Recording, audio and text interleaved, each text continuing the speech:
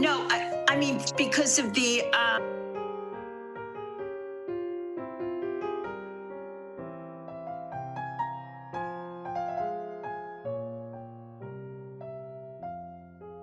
so roll call, Jonathan, thank you. Commissioner Black, Here. Commissioner Adam Eisen, Here. Commissioner Paulette Eisen, Here. Commissioner Erno. Oh, here. Oh, Haro. How do I pronounce that? Haro, like the bike. Haro. Haro. Commissioner Haro. And Commissioner Stamper? You have a quorum. Here. Good. Great. Okay, so the next item, number 2, is announcements and correspondence. Do we have anything, Matthew? We'll wait to see if any commissioners do. If not, we have our city manager, Bob Nisbet, here, who had a welcome and some announcements before we start the rest of the meeting.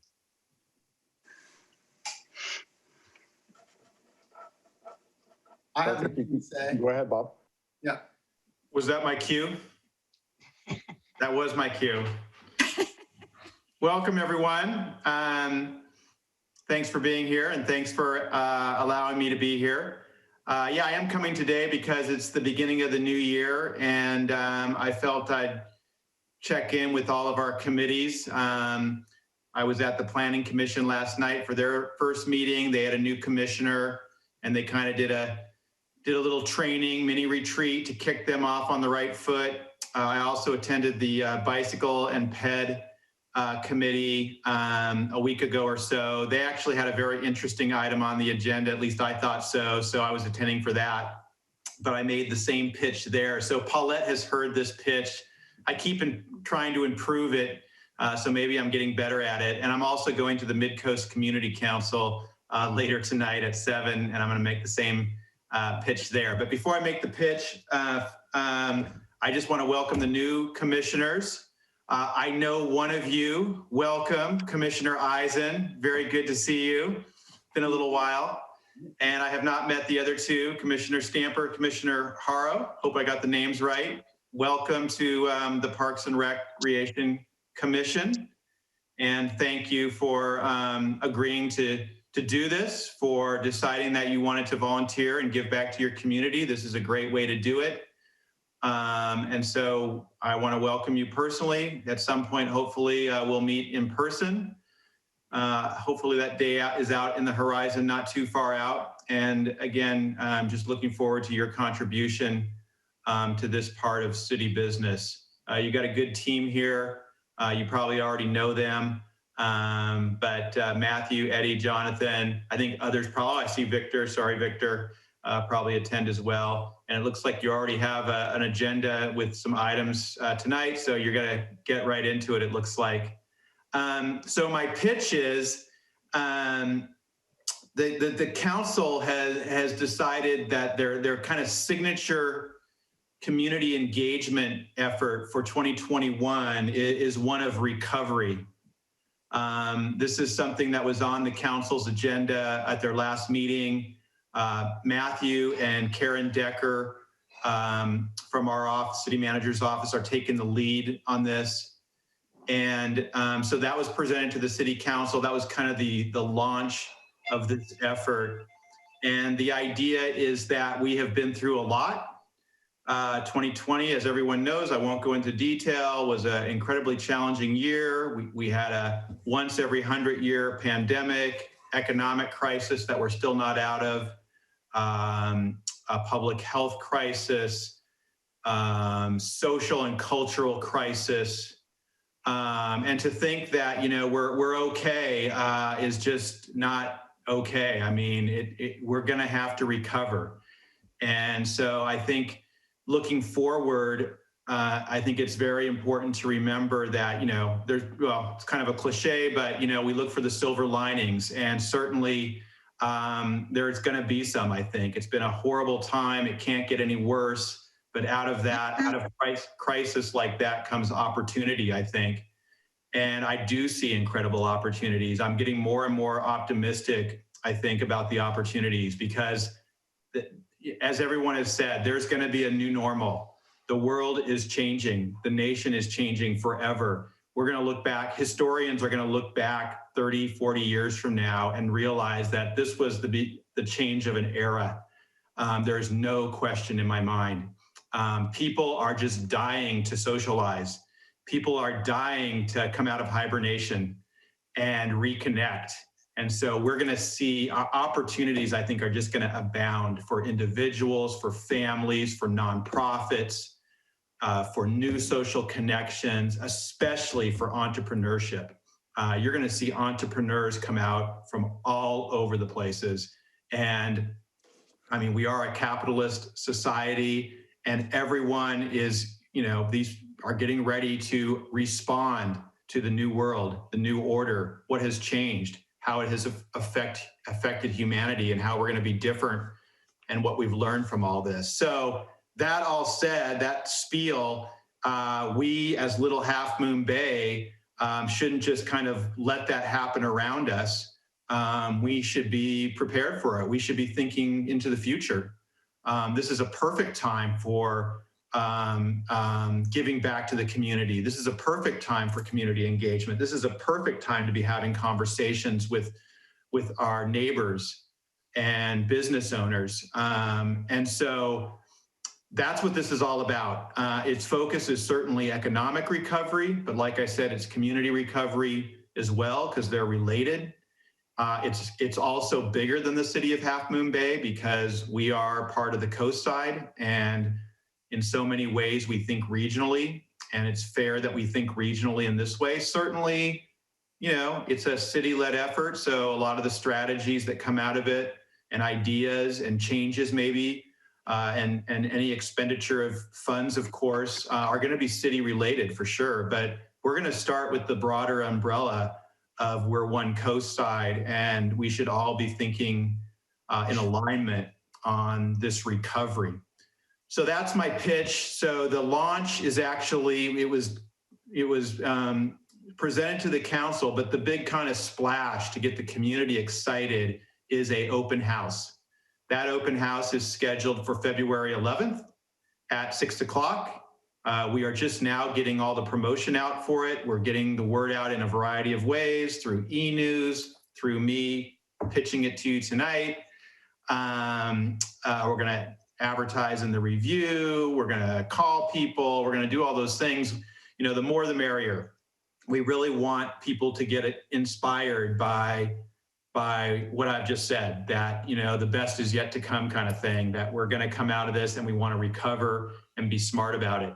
And so this open house hopefully will be inspiring. We have a keynote speaker, Lenny Mendonça.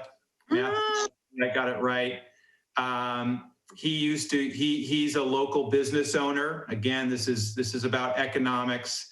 But he also worked for the governor for a year or two, or maybe just a year, on economic. I can't remember his title. It's a very long title, but he was in the governor's office on economic and business issues.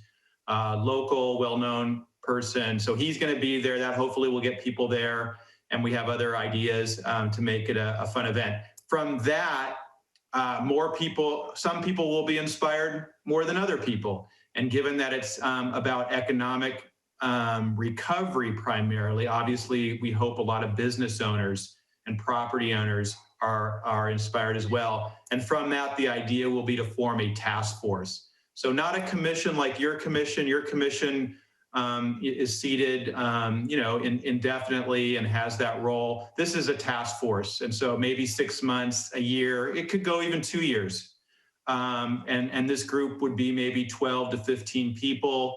And that group will be the force, with staff facilitation that comes up with recommendations and a deliverable to the council on how the city of Half Moon Bay kind of sees themselves in this new world after the pandemic, and how we make decisions to acknowledge that people are going to work and shop and live differently potentially than they did before. So we're really excited about it. And the pitch, of course, is you guys are advocates of the community, volunteers in the community, leaders in the community. So of course we want you all to come. Tell a friend, tell other advocates in the community, other community members to come February 11th, 6 o'clock. We are asking people to register, and it's really simple. It's going to be on our website. Matthew can point you to the link. That's so we can organize a little bit and get a mailing list for all the people that are come. And there is going to be breakout rooms, so it just makes it easier to manage. If we get, we might get 70 people, 80 people, we don't know. So that's my pitch. Again, thank you for what you guys do. And look forward to seeing you February 11th at our, we're calling it the Coastside Recovery Initiative. That's what it's being called. And after I leave the meeting, if you have more questions, if somehow you get into the topic, Matthew is the lead on it. He can certainly answer those. But just, and remember what you guys do in Parks and Recs is so connected to our economy, in my humble opinion. People come to Half Moon Bay for the parks, the beaches, and the trails. And so there is a big connection between what you do and our economics. There's no doubt about it. So thank you. And again, welcome to the new commissioners. Thanks, Bob. And you'll all actually receive a direct invite with a link to register, all commissioners, and Maria, and we'll probably send it to everybody on the Friends board as well. Thank you, Bob. Thank you, Bob. Do we have any public comment? Number 3? No. Thank you. Number 4, we have staff information reports.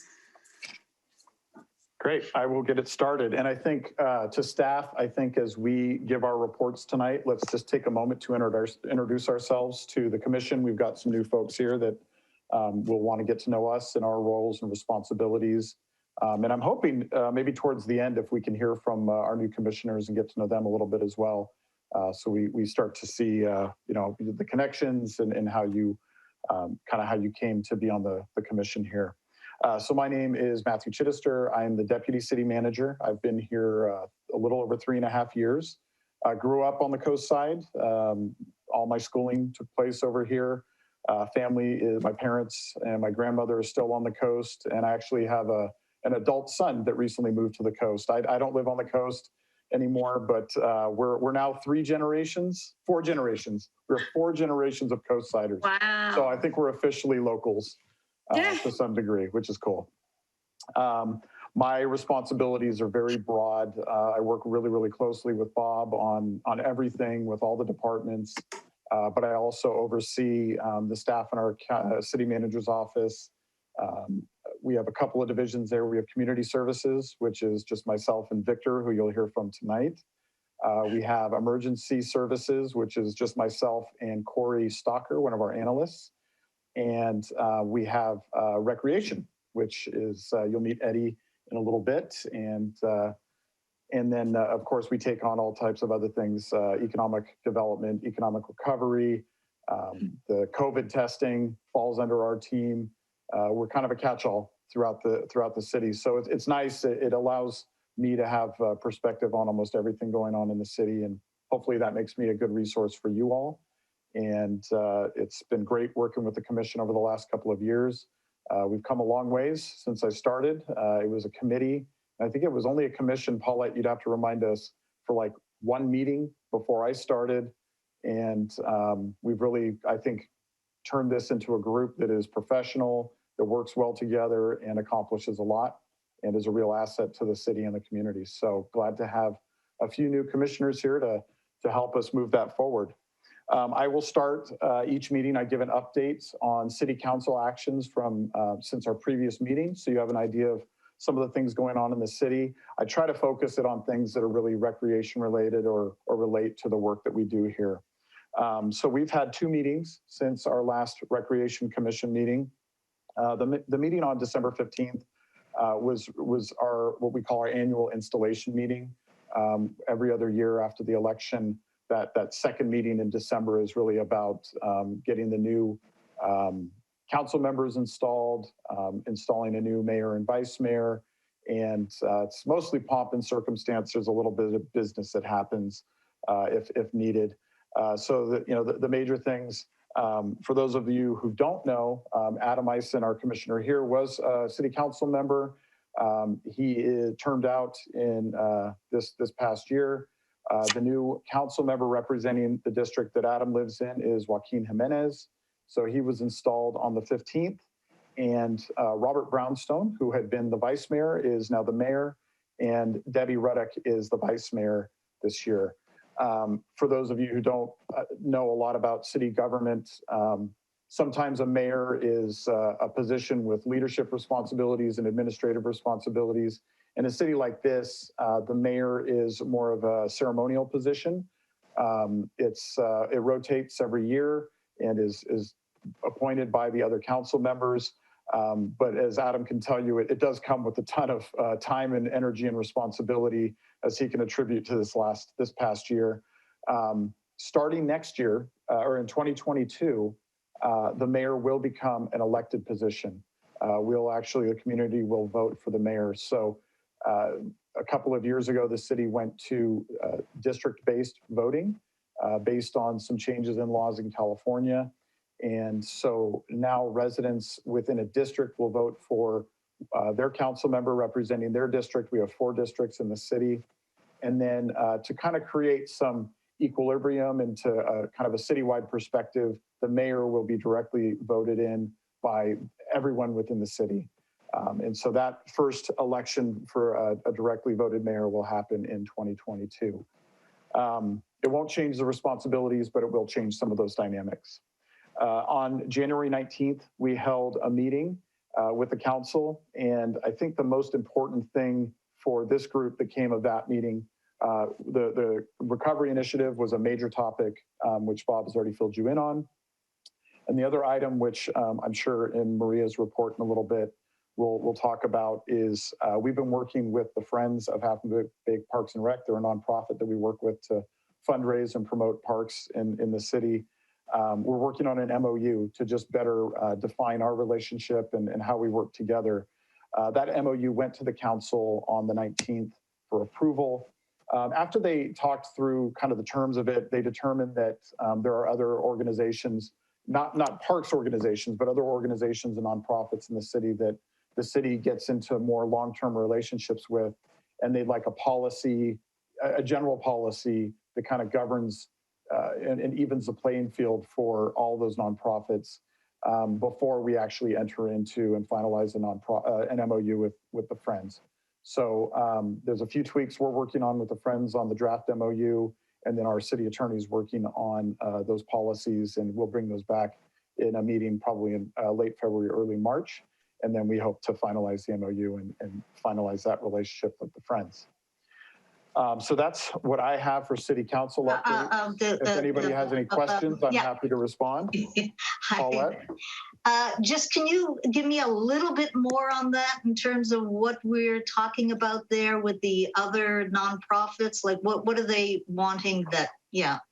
So I think they just want some standard policies that talk about how the city interacts with nonprofits on an ongoing basis. And especially if we're going to get into a contractual or an MOU type relationship, what are some standard things we're always going to do and not do? And that way we're not just kind of starting from shooting from the hip every time we want to work with a nonprofit. We have an agreement with Abundant Grace, Coastside Worker, a nonprofit that works with the homeless, for our Coastside Clean Team, but that's a contract for services. We often give money and support to the Hotel Business Improvement District, which has actually been set up by the city. And in the past, the city just gave them and the Chamber of Commerce money and then got a report at the end of the year. The last couple of years, we've actually entered into specific agreements with them with expectations about how they'll use the money and how they'll report it back. Those are very specific type agreements. What we're doing with the Friends here is more just establishing our relationship and how we'll work together. And I could see us entering into a similar relationship with the Chamber of Commerce, where there's not money changing hands, but it's really establishing how we work with these agencies. That's all I've got right now, Paulette. We were a little fuzzy as far as the specifics that the council wanted. So our city attorney is doing some research on what other cities do Okay, with nonprofits that have these kind of just Right. standing MOUs. So hopefully at our next meeting, we'll have a lot more information about that. good. All right. Thank you, Matthew. The only other big thing I wanted to share, I think we announced it at our last meeting, but there's been progress. We've been working for the last several years to acquire a piece of property from the Peninsula Open Space Trust. It's located at 880 Stone Pine Road, kind of behind the post office. And the Peninsula Open Space Trust is a nonprofit that purchases and holds open space land to preserve it and conserve it for environmental and open space purposes. And we worked with them many, many years ago, and they acquired it. And the city's been using it for our corporation yard, which is where our public works team, staffs out of. They keep their equipment and their vehicles there. They stage projects there. And Post ultimately wanted to sell that property. And so we've worked with them for the last several years on a plan to acquire it. And at our last meeting, we talked about just the final steps that the council had approved. I'm happy to report that we closed escrow on that property on January 15th. And so for the first time in decades, the city actually owns and controls its corporation yard property, which is a big deal. It's not exciting for people, but it really speaks to the core work that we do. It'd be kind of like if we didn't have a community center, or we rented some strip mall space for a community center. There's not that permanence to it and that kind of longevity to it. And now we have that for public works. So that's a big deal. We're finalizing an agreement with the state for lending that will get us a really, really low interest loan, pay back what we expended out of our reserves so we can preserve our reserves for economic uncertainty and other projects. And we'll have a really low debt service for the next several years to pay that off. So that's really exciting. That'll probably come back to this group eventually. It's 21 acres. We only expect to use 4 or 5 acres for the corporation yard. We'll reorient it away from Pillarcitos Creek and develop something permanent there. And then we'll have a chance to kind of master plan the rest of the site. It is very constrained with environmental concerns. There's a creek on one side and a pond on the other. There's frog and snake habitat. But in the long term, we foresee some passive recreation, open space, walking trails, community gardens, real low impact uses out there. And I'm sure that this commission will have a lot to say and a lot of input when we get to that point. As part of the acquisition, we granted a conservation easement over a strip of the property along the creek for Post and agreed to develop a trail at some point there because that's part of the alignment for one of the Beta Sea Trail concepts that would eventually bring a hiking trail all the way from the bayside to the ocean. So lots of exciting opportunities being opened up by that. It's a beautiful piece of property. Once we get a little farther into it, I think it'd be really appropriate to take you all on a tour of it and kind of orient you and get you thinking about it. But first, we've got to focus on the purpose of the acquisition, which was to really build out and reorient our corporation yard for public works. If there's any other questions, or we'll turn the time over to Eddie for a recreation update. Thank you. Thank you, Matthew. Okay, hello everyone. Welcome to all of our new commissioners. We're really glad to have you guys on board. My name is Eddie Bealey. I'm the recreation coordinator here for the city of Half Moon Bay. I've been here about 2 weeks longer than Matthew, so about 3.5 years. So I have some seniority over him. I'm not a local. I come originally from Greencastle, Indiana. I came out to California originally to take a position with the Girl Scouts of Northern California as their health and safety supervisor for all their Northern California camps. And after that position, I moved to the East Bay Regional Park District to be their director of camp operations. I like camps, like the outdoors. And worked for Greater Vallejo Recreation District for a couple years and took a position here. When I took over this position here, there wasn't a position to take over. Actually, the recreation services were contracted out, I believe, to the city of San Carlos. So I was given a really awesome and unique opportunity here to come into the city of Half Moon Bay and just basically rebuild a recreation department. So, and Matthew was there with me in the beginning, and there were trials and tribulations, and we came a long way since then. My department, we're responsible for all of the recreation programs. I'm sure some of you have probably received our activity guide that we typically would send out in the mail. So we coordinate with our local instructors on the coast side to put together really great recreation programs and classes for our community and coastside communities. We also handle all of the facility rentals in the city, our Ted Adcock Community Center, Smith Fields, and the Historic Train Depot, as well as the library. We handle all of the reservations and uses for those facilities. We also coordinate with all of the local sports leagues to make sure they have time and the ability to use the fields and facilities for their leagues. I also am responsible for processing and handling all of the city's special event permits, as well as our film and photography permits that happen and come through the city. A year ago, we had a pretty large department. We had 2 full-time staff, including myself, so that makes 3, and about 4 building attendant, which are part-time positions. It's a really great department. We have a good time. We love what we do, and we love the community that we serve. It's pretty amazing.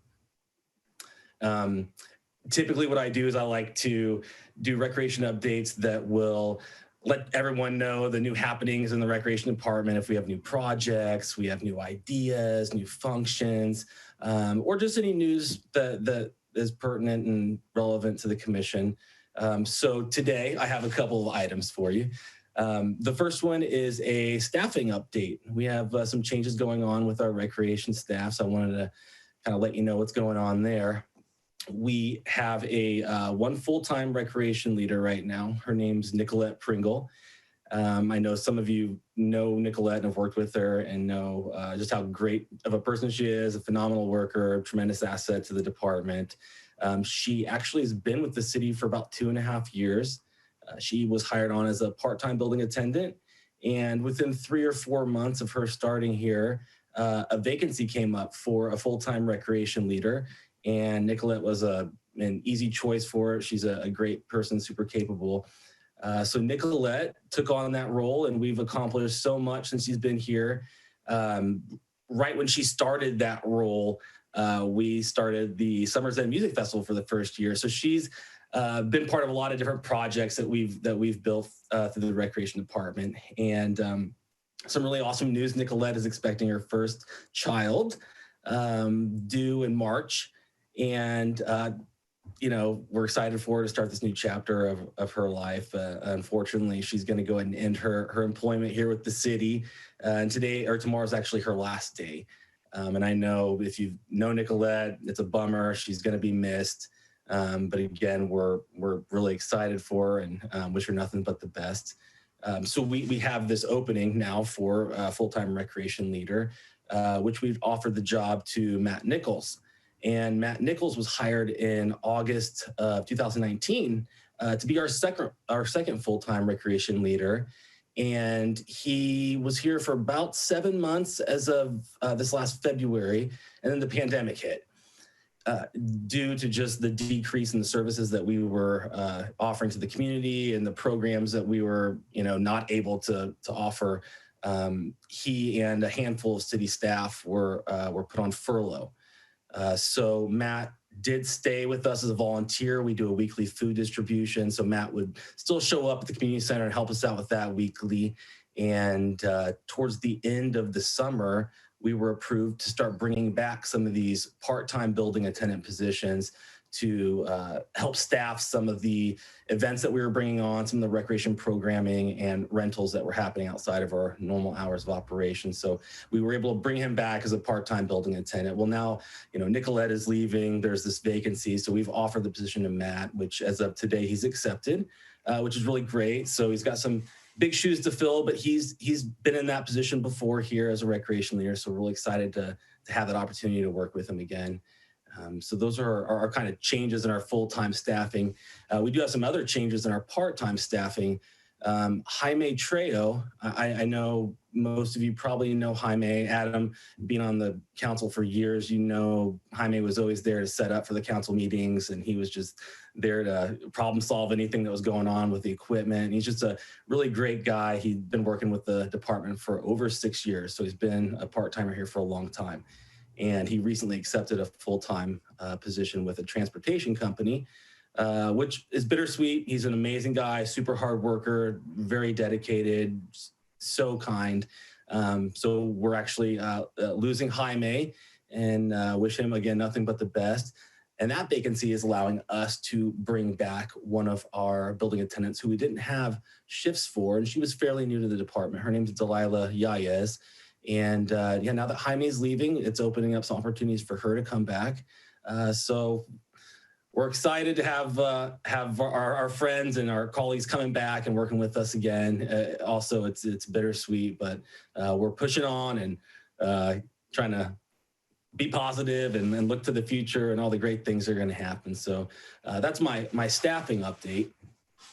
I do have one more update. It's program related, and kind of a bummer in this update.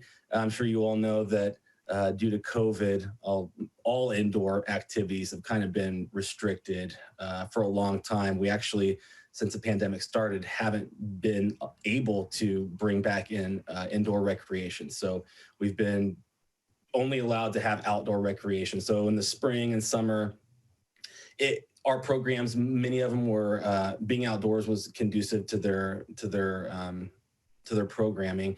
But now that into the summer, the rains, the wind started coming, we made a decision to purchase a large 30-foot by 50-foot tent that we could still continue to have outdoor recreation and keep our participants kind of safe from the weather. And we had that tent for about 4 months. It was a good run. Hosted 30 plus programs. We were able to actually accommodate some of our old reoccurring rentals, 2 church groups and our local Narcotics Anonymous group. We're able to provide them a space to congregate safely. And I'm sure you all are aware, about 2 weekends ago, we had just absurdly windy weather. It was like 90 miles an hour, and our tent was decimated. It was destroyed. So it left us without that shelter that we had and that space to accommodate these programs and these rentals. And, Matthew had been discussing with John Dowdy from the Public Works Department what our next steps would be. And the decision's been made to just kind of do what we can with the weather now, have recreation when we can, and hope that in March, the weather kind of straightens out and stays with just sunny weather.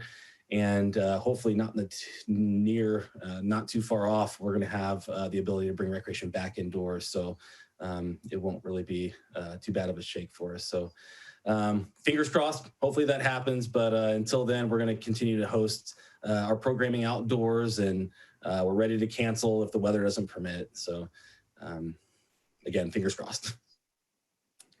That's about all I have for our recreation updates for this week. Hey, Eddie, I had two additional things I wanted to share real quick. Yeah. I think it was our last Recreation Commission meeting back in December. We had mentioned that we had some incidents at the skate park, and we were pursuing security cameras. And I just wanted to let you know that's moving forward. Eddie's been partnering with the school district, which is a relationship that we did not used to have, and it's really come a long ways in the last 6 months to a year. And so they're working with us, and they just installed a bunch of cameras on their properties. And so the vendor that they work with is helping us demo some cameras and see what the best situation would be for us. And something we'll definitely continue to pursue. Some of the incidents that led to us determining we needed to get a camera involved, unfortunately, a young man from the community. We had to actually ban this individual from the skate park for several months. We met with his family, when was that? November, Eddie? Yep. And came up with a plan to allow this young man, a student in the school district, to come back and try to kind of straighten things up and be more of a leader out there and not be involved in incidents. And And I think it worked for a while, but unfortunately, there's been another incident that actually involved the sheriff's office. So I just wanted to let you know, because you may be asked, we've been working with the city attorney's office, and we will actually be banning this individual for a year, at least. We'll revisit it next December at the earliest.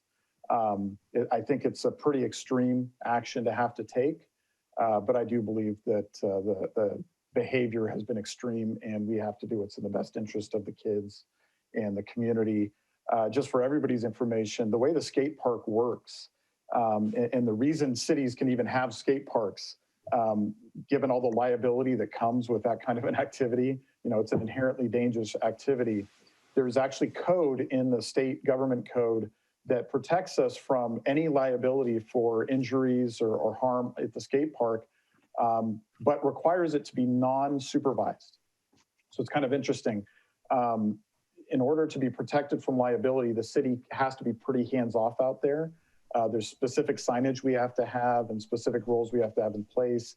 And of course, we have to do what we can to work with the kids and the users of property like that. But we actually cannot supervise it in order to keep that liability protection. And if we had to supervise it, the cost and then the liability that we would take on would make it prohibitive, and the city probably couldn't have a skate park. So unfortunately, that means it turns into a little bit of a no man's land. And I think when it was built back in 2015, 2016, the hope was by placing it between a community center and the sheriff's office and next to a church and across from county facilities, this very visible public area, that it would kind of self-regulate. And unfortunately, we found that, kids will be kids, and there's some bad decisions being made. And so, we will not be able to supervise it. When we do put up cameras, we will not be actively monitoring them, but it will help us work with the sheriff's office and the school district when there are incidents to be able to address them after the fact. And we'll maintain those liability protections that we have in place. So it's a tough one. The skate park is beloved. It's an incredible facility. And I think it is a really important outlet for the youth in our community and young adults and some old adults too. But it does come with complications. And so Eddie's team does their best to work with the kids and address what they do come across without directly supervising it. But this banning an individual is a pretty extreme measure that unfortunately we think is necessary. So it's a lot of background, a lot of context, but you may hear about this, you may be asked about it, and I wanted to make sure you were up to speed on it as well. Anything else on that, Eddie, that we should be adding tonight? No, I think you covered it all. Like Matthew said, after just a lot of issues that it's been a few years in the making. I think we first met with the principal and vice principal from the middle school a year or two ago, because they were hearing about, incidents and issues that were happening over there. And it's not supervised, and enough kids know that. And it's just become a hub for kids that want to cause trouble to go and do it protected from the eyes of the adults. So we've seen the need for it, and I think we're going to see a lot of good results from having some security cameras out there. The only other thing I wanted to add, separate from that, but kind of in line with Eddie's report, is he mentioned all the staffing changes that have gone on, and it's been a rough year. When COVID hit and the city's finances were not looking good, there was a lot of concerns about the loss of hotel revenue and sales tax, and so the city council had to make some really difficult decisions and cuts. And so one of the things we had to do was lay off staff, and we tried to do it in a way that would have a minimal impact on the community. And we knew at the time that recreation, it would be really difficult to do, the level of recreation we had done in the past. We had to have some recreation staff, as Eddie said. There's a variety of things that they take care of beyond just facility rentals or classes. And so, we had those layoffs, and we're fortunate to have Matt waiting to replace Nicolette, and to have some great building attendants to fill in the holes. At this time, we don't have any plans to continue to hire folks and to bulk it up, because right now we don't know what the future as far as indoor recreation and being able to bring our classes back on will hold. But our finances are looking a lot better, and we'll be cautious over the next year. And, at the time that we're able to bring recreation back in a more traditional way and start holding classes, running out facilities. We're committed to adding that, again, another full-time position back and hiring some more building attendants so we have the staffing we need to really serve the community. So we will keep you updated as that changes over the next year. Paulette? Paulette? All right. So, first of all, something that I've been thinking about, especially because I am doing the Pilates class from the senior center, and it's being held through Zoom. And I've been doing that regularly. And then I realized, well, wait a minute, why aren't we doing any Zoom classes? I mean, if that's the way that people can gather, if that's our, it's happening all over the place. Why wouldn't we be doing some of our classes through Zoom, whether it's a yoga class, a Zumba class, or whatever it is? I don't understand why we haven't set that up. So that's number one, that I'd like someone to address that. The other thing is, let's go back to the skate park. I am wondering, first of all, is this particular individual who's causing the problem, is this a child who goes to any of our public school? Is this kid in our public school system? Yes. Because I'm wondering if, and I think it's worth talking to Sean about it, is to ask him, when you come across something like this, does he want to know, should he know about who this particular individual, because if this kid is creating problems at the skate park, it's probably not the only place that this child is acting up. And could be a bully, could be a bully situation, that kind of thing, which is, really we want to make sure that that is minimized in our community. So does he want to know, does he want to identify, should the school, should the principal, should his teachers keep a closer eye on an individual like this to make sure that other kids are not being subjected, are not being victimized by this person, but also to see if this person can be helped in terms of turning this kid around. So that's a really good point. And I'll just go backwards from that and then go back to the Zoom topic. So to answer your question, yes, Sean McFetridge and the principals of the appropriate schools do want to know to a point, from the time that the kids get out of school to the time they go home. In that time, they're under the supervision and responsibility of the school district. So they do want to know. They do want to know if there are incidents happening. When one of the first couple incidents with this particular individual happened, I actually had to reach out to Sean, and the kid refused to give me his name. And so I just had to take his picture and send it to Sean and say, hey, do you know who this kid is? Can we get a hold of his parents? And he was super quick to respond, super helpful. Again, that's not information they can just give out to us straight away, but they have school officers that are responsible for this, guidance counselors that help and things like this. So to answer your question, yeah, they do want to know when there are issues involving their students at the school district. Good, because to me, these are all our kids. Right. Okay, they're part of our community, and they're either creating positive energy in the community or the opposite. And so, whatever it is, we want to, there's some level of responsibility we need to take to help wherever we can. And so this is one of those. Okay, that's it. Those are the two things I have. Okay, and just to answer your question about the Zoom, if we can go back to March and April when the pandemic first started, recreation, person-to-person, indoors was just done. Zoom recreation was the go-to method for a lot of cities, a lot of agencies that host recreation programming, and we were none the different. That was the first thing that we thought of to do before we thought about hosting recreation outdoors in person with modifications, it was Zoom.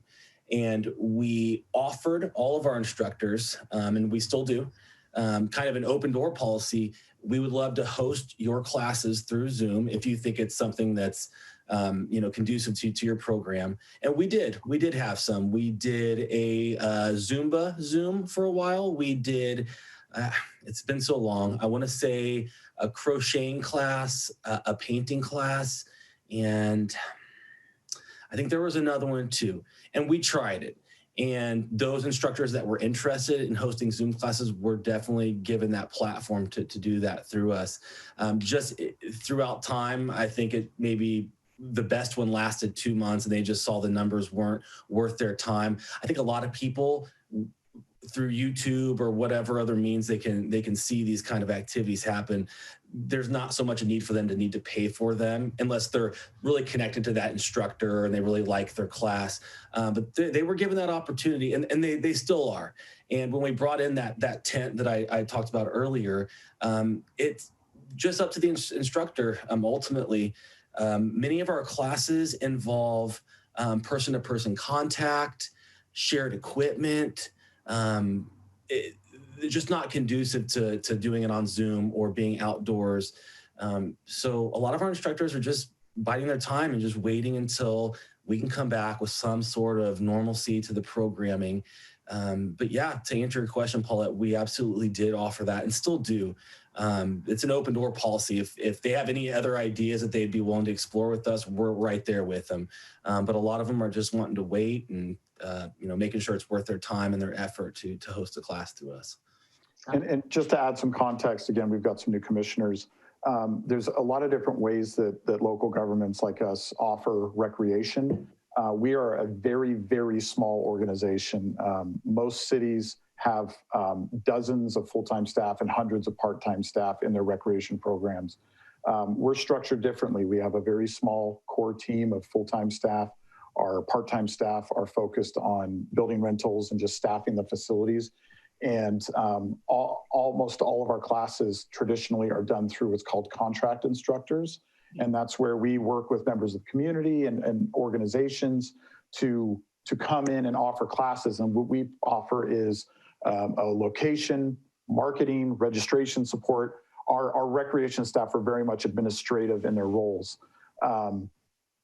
If you are able to build out. But what are they administrating if we don't have anything going? Well, Paulette, if you remember at the beginning, Eddie mentioned a lot of the things that they do, and our staff have been busy this entire time on a variety of things, and they're busy all the time, and they're asked to take on a lot of additional roles right now, and have been since the beginning of the pandemic.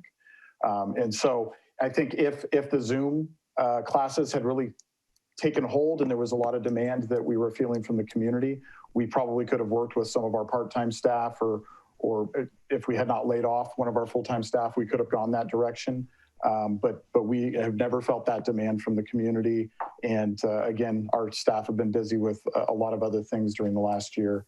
And of course they're itching to be back to normal recreation activities where they can be out running a league or overseeing a class or a camp. Or ultimately when we started this year off, they were actually planning. We had enough rec leaders and enough bandwidth that they were actually starting to plan their own classes and camps. So it's not feasible right now with our staff. All right. Well, I really like Matt, and I'm glad that he is going to be back. So that part is good.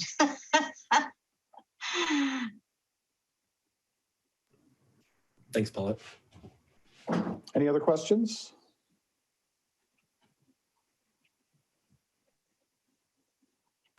Okay, and then the third standing update from staff that you'll get at every meeting is a Parks Master Plan implementation update. The Parks Master Plan was something that was a big undertaking of the city back in 2017, late 2016, early 2017. It involved this commission at the time, and it was an effort to really master plan the future of parks and recreation here in Half Moon Bay, and especially our facilities. And the council approved it in 2017. And since then, we've been in implementation mode. And so Public Works comes to provide updates on those, the implementation work as it happens. Typically, our Public Works Director or our Superintendent of Maintenance would come and make this report. If there's active projects and a lot going on, unfortunately with COVID, most of our capital projects were canceled for this year, and hopefully next year we'll get back on track with more projects. I did want to give you an update on Carter Park, which was starting in 2018, the focus priority from the City Council and from this commission on implementing the master plan. Carter Park, hopefully you all know where it is. A lot of people don't. This is the park adjacent to the Stone Pine Shopping Center on Main Street. It's kind of sunken down towards the creek and forms kind of a natural amphitheater. And so the vision and now the plan is to develop that into a really first-class outdoor performance venue. The Shakespeare in the Park group has done their performances there for many years. Other youth groups have started using it for outdoor performances, and it plays host to our very, very popular Summer Zen Music Festival that we hold each September. The plan is to create some permanent seating in the hillside and take advantage of the natural features, and then build a large stage facility with a curtain area and a back storage area and changing rooms for performing events down nestled in the redwood trees there. And then the construction of a restroom and concession facility in the park area, and all of it would be ADA accessible. It's a really exciting project. This commission's been involved in the design and planning of it for the last 2 years. And I'm pleased to say that we have finalized all of our environmental review, and we have all of our entitlements to do the project. And there's a few loose ends that the Planning Commission will take up in a few months just to tie it up, but all the major stuff is done. And then our architect is actually in the process of finalizing the construction drawings right now. What that means is we'll be what's called shovel ready to start this project and build this facility. Paulette has been a champion since day one for this. It's going to be a very expensive project. The estimate, the engineer's estimate, which is an early estimate during design, is that this will be a $3 to $4, now probably $5 million project. And as you know, the city doesn't have cash like that. Our goal and purpose in just pushing this through and getting it shovel ready is it will make us more competitive for grants and fundraising. And so that will become our focus on this project going forward. We applied in 2019 for a Prop 68 Parks grant. Prop 68 is a multi-billion-dollar statewide parks assessment to help fund parks and open space acquisition and improvements in the state. We applied for, I think, $4 million, $4.1 million in 2019 for this project. We were very, very early in this design stage at that point with it, and unfortunately not terribly competitive at that time. We will always struggle to be competitive because this grant is focused on disadvantaged communities. And although we have some huge economic disparities in our community, Half Moon Bay and the Coast Side are still considered a fairly affluent community. But being shovel ready and having a great vision and a way to describe how it can serve underserved populations will be important. And so we're in preparations to apply for the next round. Those applications are due in March. And we're working with our grant consultant and should have that application in the next month. And we'll keep our fingers crossed that we can get some sort of funding to help move this forward. It's designed in 3 phases. The seating and the infrastructure and the bathrooms is the first phase. There's a playground and some picnic areas that flank the stage. That would be a second phase. And then the stage itself would be the third stage and the third phase. And the cool thing is we could build the first phase and then continue to use the park as is by renting a stage, which we do for other events, and orienting it where the permanent stage will go. And so even completing the first stage phase of this will make it really a functional facility and really a great facility. We also have interest from community groups on helping to fund the second phase, the picnic areas and the playground equipment. And then we believe that the stage itself will be pretty enticing for donors who might want a really great outdoor venue named for them or for, a family member or somebody important. So we're working with the Friends of Half Moon Bay Parks and Rec on a plan to fundraise for that. We're hoping that through a combination of some city funds, some grant funds, and some great fundraising, that we'll be able to get this project built in the next several years. And it'll really be a statement project. It'll be a real gem for this community, much like the library has been. So we're really excited about that, and probably won't be a lot of updates on this for the next several months until there's additional changes, but we're in a really good spot with it. So really exciting. Anybody have any questions on that project? Paulette? First of all, I'm going to ask Lenny what he can do on February 11th, what he can do to help us get funding for this project. That's number one. Number two is, the question I have is, has any staff member spoken to the county at all about this project? About funding for the project? Yeah. Not yet, no. When we get to shovel ready and we develop our financing plan, the county will be on that list. I wouldn't hold my breath on this because of some of the other investments they've made in the community, but certainly much like other big projects, there'll be an ask for the county to help fund what could be a premier performing arts venue within the county. And again, like the library serving. This should have been what we leveraged for letting them do the homeless at, at the Coastside Inn. It should have been, give us a performance park, or at least come up with money for this, because the people who are going to come here to the performance park are going to be mostly people from San Mateo County. And so they really should be involved financially in helping fund this thing in some fashion. Absolutely. We got to make that happen. Great. Thank you. Hillary. I have not read about anything like this in the news, but I was just wondering if there is any push to associate outdoor recreational opportunities, like building things, with coronavirus relief, with the idea that as we move forward, communities should be trying to build with the idea of more outdoor activities, the better in mind. Again, with the homeless shelter situation, we're buying something that's an indoor type thing, but I personally think that right now the opportunity lies in building out as much as possible facilities that allow people to communicate and see one another in a safe way. And there's not a great infrastructure in place for that in most places. But when you read about what, even in places like the Netherlands and stuff, they're investing in outdoor activity support. And I don't know that there's money that the state of California is really offering in that way, but I certainly would keep my eye out on that.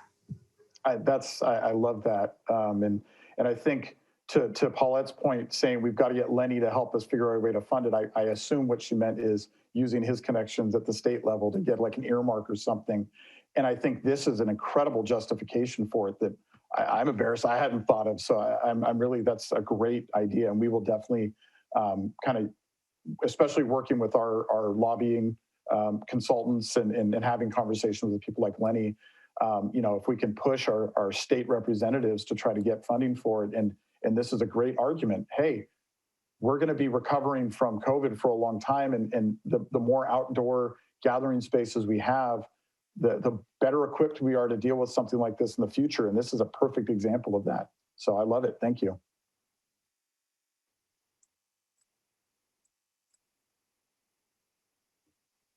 Okay, thank you.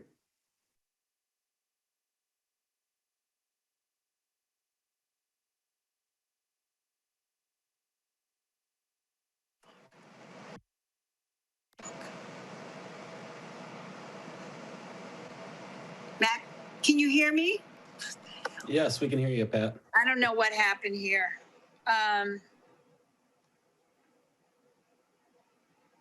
So we're going to go on to the regular agenda. Ready? Okay, 5A, update from the Friends of Half Moon Bay Parks and Recreation. Maria, are you there? I'm here. Thanks, Pat. Great, you're welcome. Hi, everyone. I'm Maria Burns. I'm the administrator for Friends of Half Moon Bay Parks and Recreation. For those of you who I have not met yet, it's nice to meet you electronically, at least, or not in person, but still. Anyway, I have been involved with Friends for about a year now, which is crazy. I live on the coast. I have 3 little boys, as Matthew knows, because they interrupt all of our meetings. I have spent the last year working with the group. When I came in, they really said, hey, we need you to help us get organized. And that's what we've been doing. And then COVID hit, of course. But, we've been creating policies. We've been, we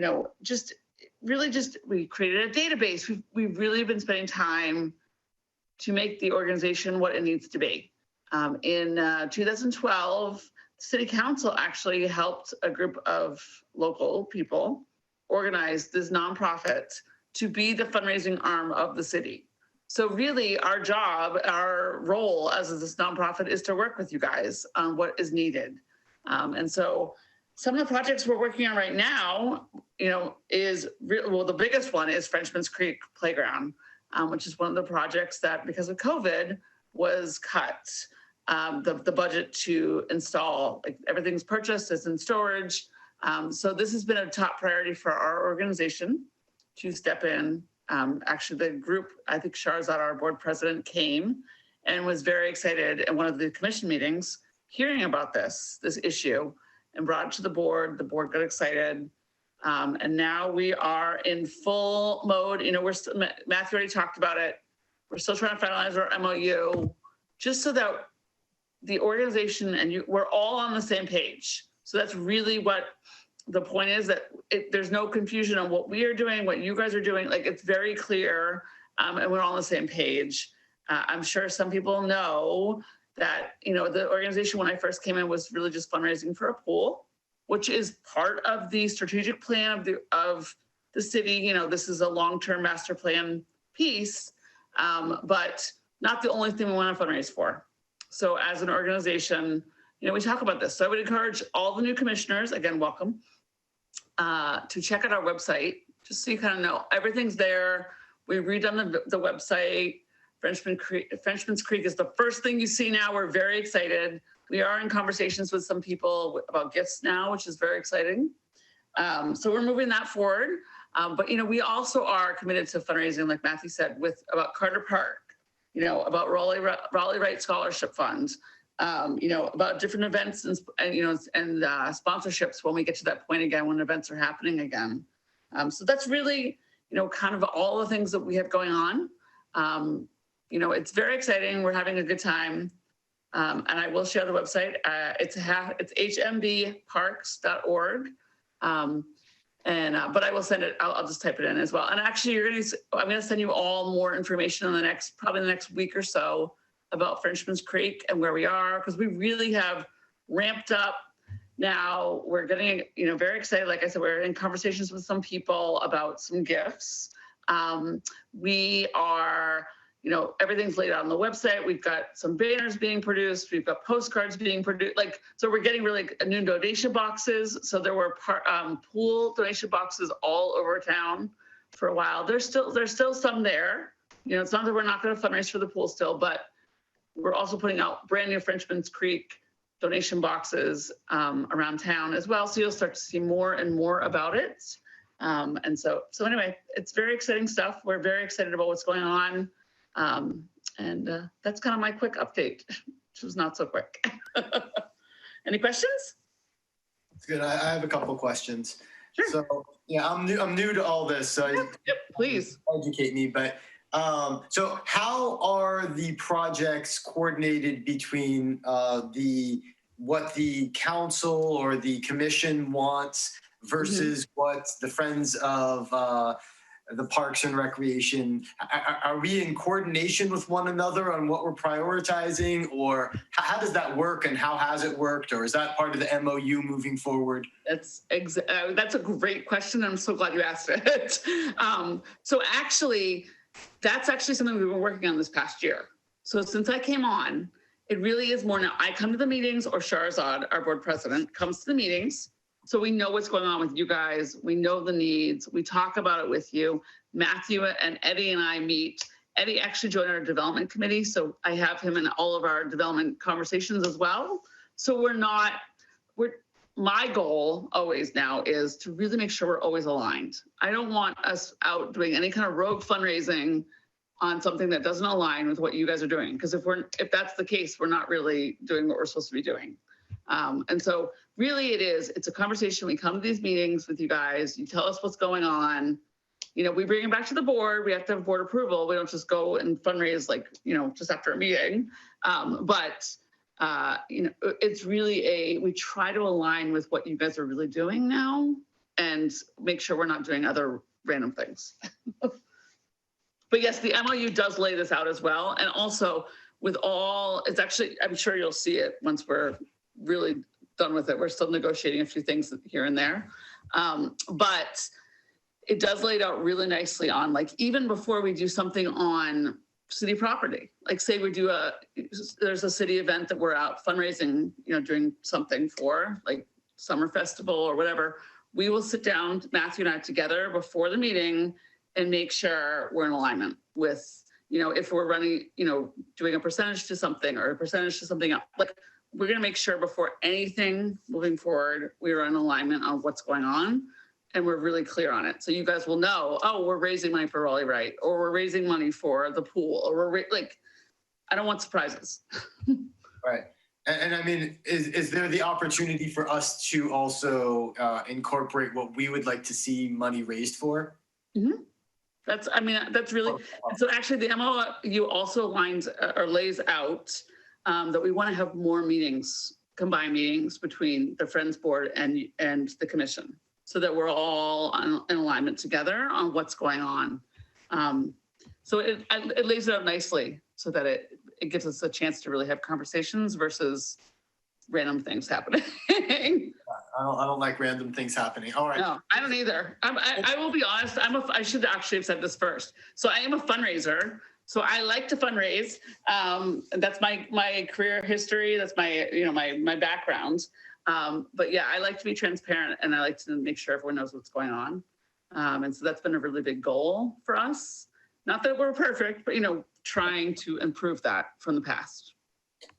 Okay. Okay. And is the MOU something that we are going to see before it's signed, Matthew, or how's that working? It was actually something that the commission reviewed at the last meeting in December. So it's already worked its way through and incorporated comments from this commission. Certainly before it's signed by the council, it'll be a public document and everybody will have a chance to see it. And so of course you can obviously see it then and refer any other thoughts to the council before it's adopted. Absolutely. Yeah. Advise our council members. Okay. Yeah. And that's pretty typical for those of you that are new commissioners. Any document, any project, anything that we're going to take to council related to recreation, we always try to bring it through you first so that we get your perspective and your thoughts and your input incorporated before it reaches to the point of the council making a decision. Okay, and then last question on this. Is this the only fundraising arm that exists for Parks and Rec at Half Moon Bay currently? Is there other ones, or is this the only thing that exists? This is the only group we're working with on fundraising, correct? Okay. However, just to follow up on that, however, there's still a possibility somewhere in the future that we might work with the Downtown Business Association, especially when it comes to concerts and things like that. Okay. So that's there. I thought we had said with the MOU, we had suggested some things that when we were discussing it. So I didn't feel like we got the MOU that is going to be the final version. it would be nice to see that before anybody signs it or anything like that, in case there are some amendments or tweaks that we feel really should be in there. Yeah, and Matthew said you will, so that's good. Yeah, you'll be able to. Well, I just want to make sure it's not after the fact. So the process we have laid out right now is that you'll have an opportunity to look at it when it goes to council. It'll be published with the agenda, and we'll give you all a heads up when that's happening. And any additional comments can be referred back to staff and incorporated as we have that conversation with the city council. That's awesome. I just want to say thank you, Maria, for all your work. I'm excited to have a fundraising arm. We're going to obviously need it tremendously. So I appreciate all the work you did. I'm sure everybody else knows the history behind it. I don't as much. So I'll learn it as we go forward. But it's nice to have a fundraising arm because, yeah, we're definitely going to need it. Awesome. Thank you. I'm excited to work with all of you. It'll be great. And I just put the link to the Friends website in the chat for anybody who wants to I'll study that. see the website. And if you think, yeah, we're always happy to, push other things on our website too that are related to what you guys are doing. So, if something comes up, feel free to shoot me an email. It's not hard to find me on the website. That's good. Okay. And just out of curiosity, how often have you guys met in the past? Background wise, I'm sorry to ask all these questions, but It's okay. Ask away. So I don't know how long before I was on board, how often people were coming to meetings. Matthew, can you answer that? Yeah, and I'll just kind of address all of this. So as Maria pointed out, the Friends were created back in 2012. This was when the city did not have a recreation department. It was contracted out first to the city of San Carlos. Then I believe the Peninsula Family YMCA had a brief stint where they were going to try to run our recreation programming. And then the Boys and Girls Club actually ran it for about 4 years. And so really the city didn't have a lot of say and ability to work on parks and recreation projects. There was a recreation commission that became a committee. I don't know the history of that. And many members of that committee were part of the group that, working with the city council, founded the Friends. And it was really a way to raise money because the city had no funds at that time. We were in such financial disarray that there were no funds to pay for park maintenance or improvements or projects. And so it was created at that time to just help supplant some of that and help put on events and activities. I think as time went on and as people from that group left the commission and we got new committee members and ultimately commissioners, there was a disconnect for a while between the two groups. The Friends still helped to fund the skate park, the improvements in MacDutra Plaza, other, some parks projects and trail projects. But there was certainly a disconnect between the city's priorities and the work that the Friends were doing. And I think in 2016, there was a group of families that got involved that really started pushing for the community pool. And I think that's when the city and the Friends kind of went opposite directions, and it created some friction. And there was several years of really difficult conversations and frustration, I think, from both sides. And I think the last year and a half, and especially since Maria was brought on by the Friends, it's really improved those relations. Before Maria, they had a part-time administrator who had been a city staffer years before. And so Eddie and I started to build that relationship and meet with him on a pretty regular basis. And then I would say maybe a year ago, we had some commissioners start attending their board meetings, and they started more regularly attending our meetings. And then in 2020, I think it's just become, it helps being able to do everything over Zoom, that it's really easy for us to attend each other's meetings. And so I would say in 2020, there's between our meetings, their meetings, and then the staff meetings, we've probably met 4 times a month. Oh, that's a lot. Oh yeah, it's become a much more coordinated effort. And then I think the MOU has been the final step for us to be able to articulate our expectations, for the Friends to make certain commitments. And ultimately, I think that's what's going to solidify the relationship for the long term and not get back to a point where we're separated. Yeah. No, that's good. The Friends will be able to pursue other projects. They're going to fundraise for the pool still. But their relationship to us when they're fundraising for like the pole project, which is not currently a city priority, they won't be doing that on city property. They won't be doing that at city events. They'll be doing that as a separate activity because they are an independent nonprofit. But when they're in line with us and our priorities and the work that we're doing, we're going to provide all the resources and support and facilities and information that we can so that they can really be empowered to help us with our projects. So pretty exciting time, I think. Yeah. It's good. It's good. I'll read the MOU. I'll get a good sense, and then I'm excited. Thank you. Thank you. Does the amount of money that on a given project vary in terms of how much the city pays and how much the Friends would contribute? Like just depending on the project, or how does that work? Yeah, I think it's definitely project by project. So the project that we're focused on right now, the Frenchman's Creek Park Playground, is one example where we had budgeted for it. We bought the equipment and we were going to install it this year. And then when COVID hit and financial difficulties hit and the council had to make those tough decisions, it got cut. And it's $50,000 to get equipment that we own and we have in storage into the ground and built and safe. And so the Friends are trying to raise that full $50,000. Yep. If they raise $40,000, we'll go back to the council and say, hey, can we commit $10,000 to get this project the rest of the way? But the Friends are really committed to just getting it done. And we also think it's a great demonstration project to show that alignment, that teamwork again, that without the Friends, this project doesn't get done when it gets done. Right. The Carter Park project, I think that's one where the Friends will have to kind of look and determine how much they think they can raise. The library project is a good example. There's a Friends of Half Moon Bay Libraries, which is a nonprofit that raises money for programs and upgrades at the libraries. And they originally committed to, I think, raising $2 million towards the construction of the new library. They only raised $1 million, only half what they committed, but it was $1 million. That's huge, right? And through that $1 million, there's some really important upgrades that were done at the library that wouldn't have been done. If you've been in the community room, you know how those doors open up and you have that huge open wall to the courtyard. That was paid for using donated funds from the Friends. The city couldn't justify and the county couldn't justify an expense like that. But with that fundraising, and what a great enhancement to that facility it was. So I think that's the other piece is the city might be prepared to do something on the project and say, we can't do these other really great things.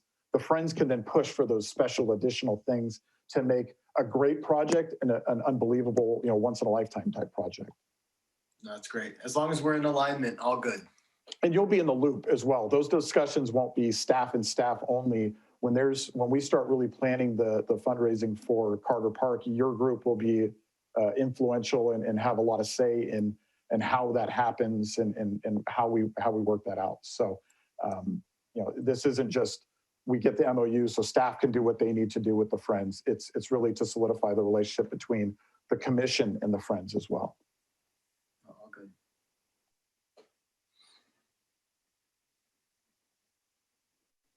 And I'm sorry I'm talking so much. This is not typical.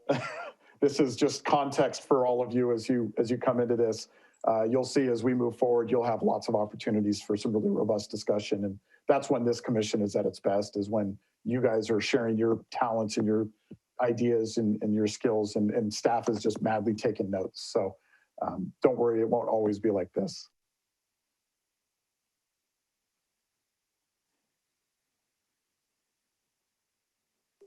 Can I ask one other question?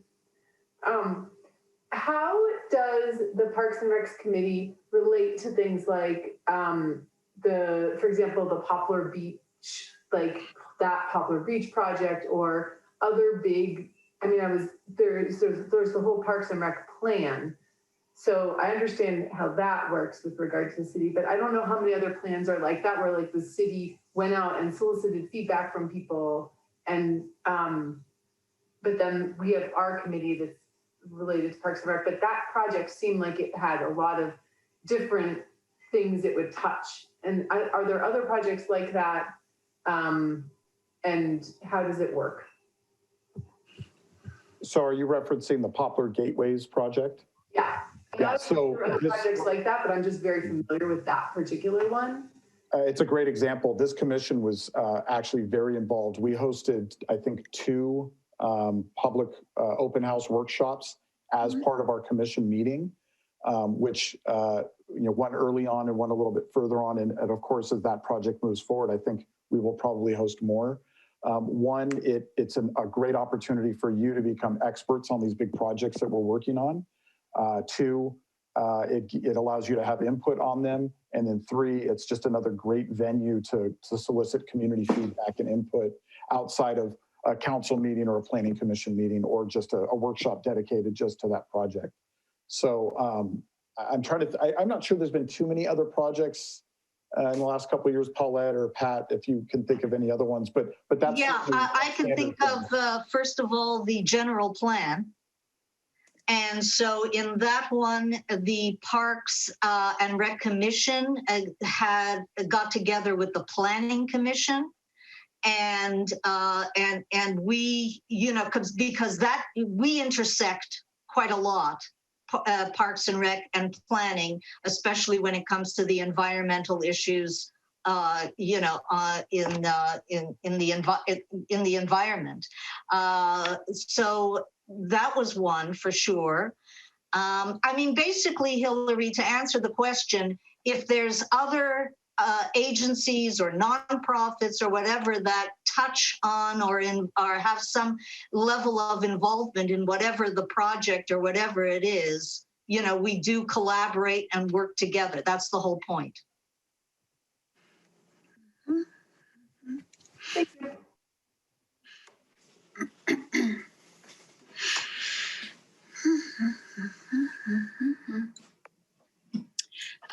Hi, this is Pat. I also would like to make it clear that our meetings are posted so that the public, the residents have an opportunity to attend the meeting. And especially when we did have some special projects where John Dowdy was talking about, in fact, Poplar Beach and talking about the trails. And so we did have good attendance, and it was it's very insightful. There's so much information that goes with it, but between John and Matthew and the staff, we get a really good understanding about what's going on and what it entails. So look forward to more discussion. Do we have anything else for update? Nothing? I just want to update, because here again, Hillary, for instance, I'm representing Parks and Rec Commission on the Bike and Pedestrian Access Committee. So I'm on that committee representing this group. We just had a meeting. And so the main thing that happened at the meeting, the update, is we spent a lot of time talking about electric bicycles. And and what to do about some of the new laws and whatnot. And the bottom line is to make it really quick is that we are going ahead and aligning ourselves with the state and what their rules and regulations are going to be about electric bikes, which only makes sense given that most of the bike, especially the coastal path, is almost all under the state's jurisdiction.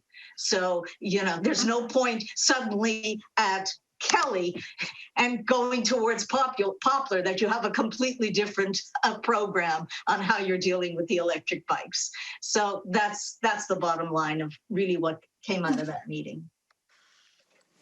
Thank you, Paulette. Any other comments, concerns? So, Matthew, you there? So the next item is item 5B. This is where we select a chair and a vice chair for 2021. So there is a process in place. We start by nominating. You as commissioners have the opportunity to nominate and vote for a chair. And then once that person is selected, then that chair takes the helm and leads us in the nomination and voting for a vice chair. So with that, does anybody on this commission have a nomination for someone to serve as the chair in 2021? I don't know if I'm allowed to, and I don't always agree with her, but I would like to nominate my mom, Paulette Eisen. I know she's been serving for quite a while. She's never served as commissioner. I think it'd be great for her to lead us through this. And that's my nomination. Is there any, we can either take a second or discussion or additional nominations? I'll second that. This is Pat. Okay. Are there any other nominations for Do you want to chair? go? No? Okay, I think we can take a vote. All in favor? Aye. Aye. Aye. Aye. Hillary, you're on mute.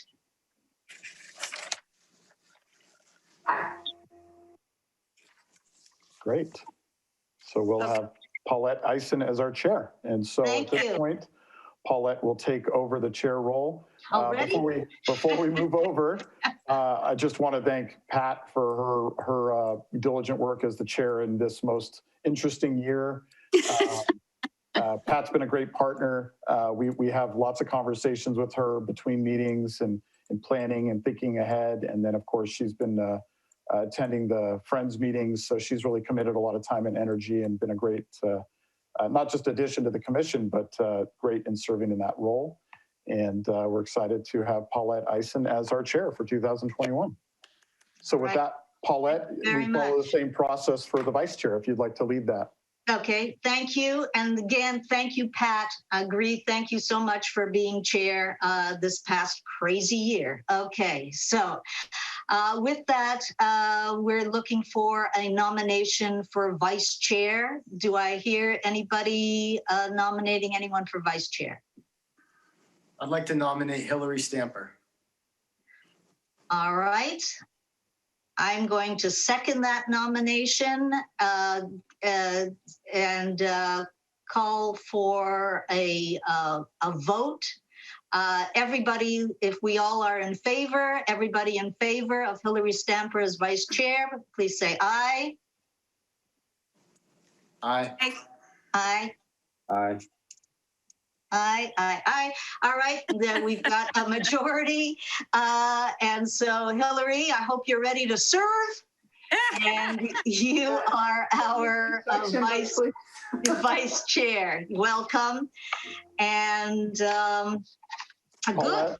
Yeah, do we have any nays? Any nays? That was the one thing I forgot to do. No nays. Okay, we're good. The other thing, Paulette, is we want to make sure Hillary and you accept these roles. Yeah, well, that's why I said. Very good. All right, very good. I Now, just want, like, what I'm supposed to do. You'll Yeah. find out. you'll find What out. we'll probably do, Hillary, is we'll schedule some time with staff and you and Paulette, and we'll meet after this meeting sometime in the next couple of weeks and kind of talk about roles and responsibilities. And we'll cover it a little bit tonight as well. Thank you. Okay, good. All right, 5C, we are going to come up to address one of our favorite subjects here in the city, the Brown Act. Hi, everyone. My name is Jonathan Reisman. I'm the Deputy City Clerk here in the City of Half Moon Bay. I've been here for 3 years in March, and I've been lucky enough to be on this, working on this commission for almost 2.5 years now. And I work in the City Clerk's office, and we do a lot of stuff that relates to elections and record keeping and public records. And one of those things is the Brown Act. And I have a small presentation for everyone. I will share my screen. A moment. Try to make this short and sweet.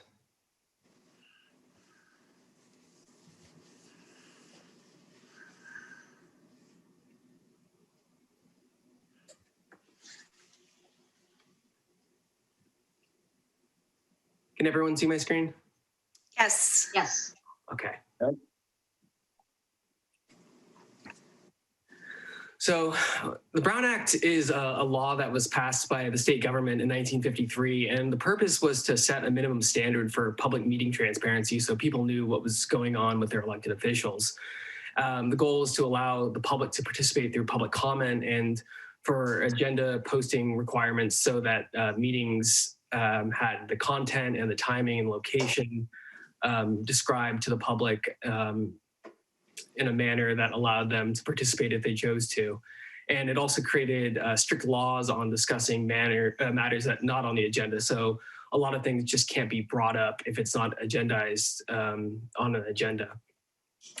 And the Half Moon Bay Parks and Recreation Commission is a Brown Act body. And a Brown Act body just means that it has to follow the rules of the Ralph M. Brown Act. And local legislative bodies such as like the Board of Supervisors, City Council, school boards, and things like the Parks and Recreation Commission are Brown Act bodies.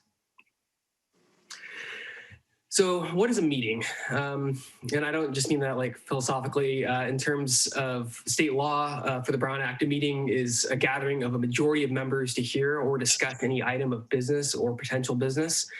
And a meeting under the Brown Act does not require any action. So what that means is it doesn't require any votes on any particular subjects. It just means that an exchange of information has occurred. This is a Brown Act meeting and it's occurring right now. And there are three. If you want us to see your slides, you're still on the intro slide, and I think you're actually need to be on slide 3, maybe. Oh, I'm sorry. That is. You're all good. It's hard to do both.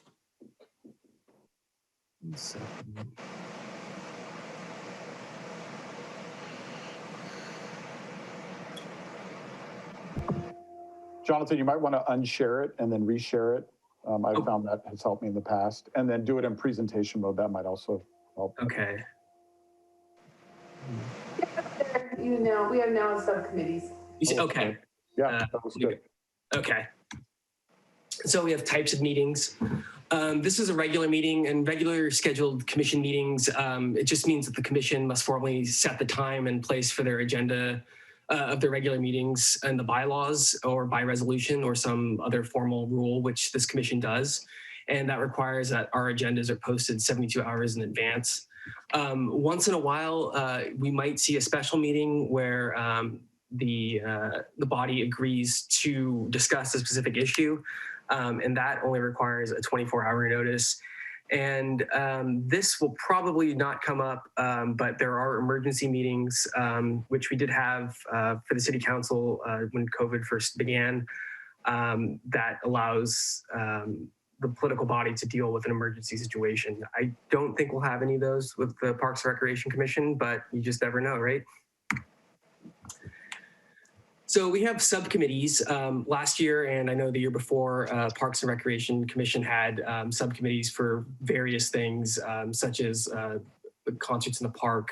The Brown Act applies to all standing committees, but the Parks and Recreation Commission, when they've created subcommittees, they have not been a standing committee. They've been ad hoc, and they're merely an advisory committee generally. So that means that as long as less than a majority of the commission is on the subcommittee and is in an advisory role and not a standing committee, then the Brown Act does not apply. So that means that public notice does not have to be given.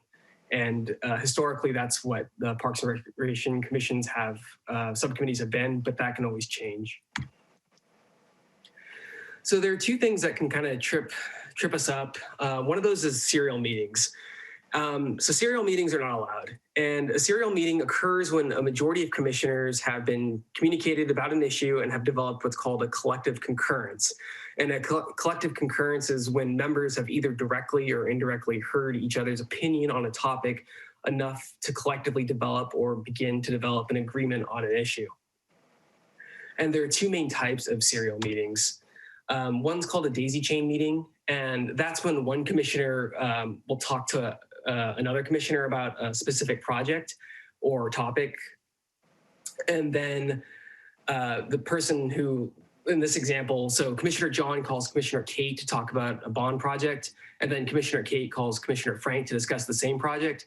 So what's happened here is three commissioners, a majority of the body, have now discussed the same topic without it being in a public setting.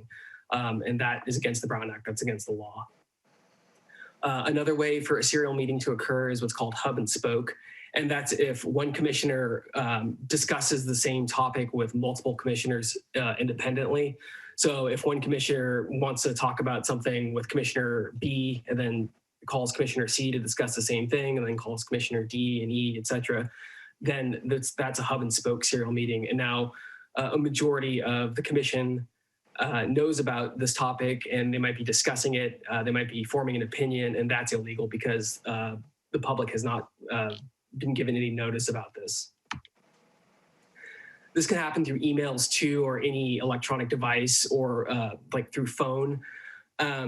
This first paragraph is kind of legalese, but really what it means is if a majority of the members of the legislative body develop collective concurrence, it doesn't even matter that the emails are public record because it would have violated the Brown Act, because the commission would have be depriving the public of the deliberative process. So really, don't discuss this.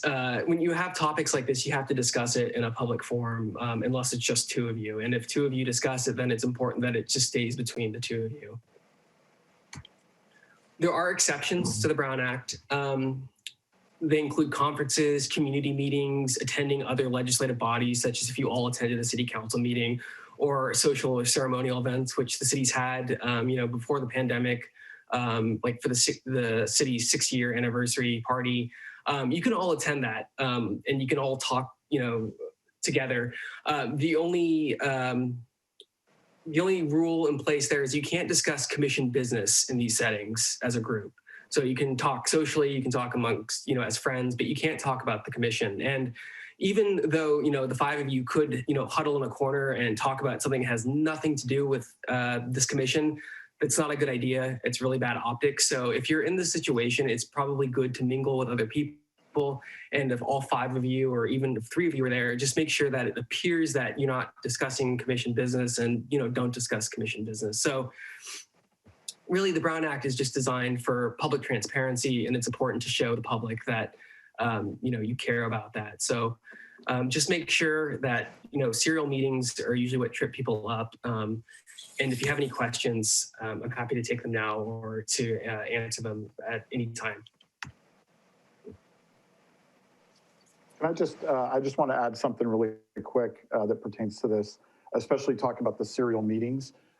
City staff also have to be really aware of the Brown Act and be thinking about it in our interactions with you. We may talk about a particular subject with all 5 of you independently, which is okay under the Brown Act. But as we have those discussions, we then can't take what we heard from one commissioner and inject that into the conversation with the next commissioner, or we then create the serial meeting. So sometimes when you meet with us, you may have questions and we may have to say, we can't get into that because that would become a violation of the Brown Act. And usually that's the cause is once we've had a discussion with a couple of you, that discussion could kind of evolve based on what we're hearing from you. And that in and of itself would be a violation of the Brown Act. So we'll also be very, very careful as we're meeting with you outside of commission meetings. And sometimes, and I think Pat and Paulette have experienced in the past where something's come up and we've said, look, we can't really talk anymore about this until we get to the commission meeting because we're getting into a Brown Act violation.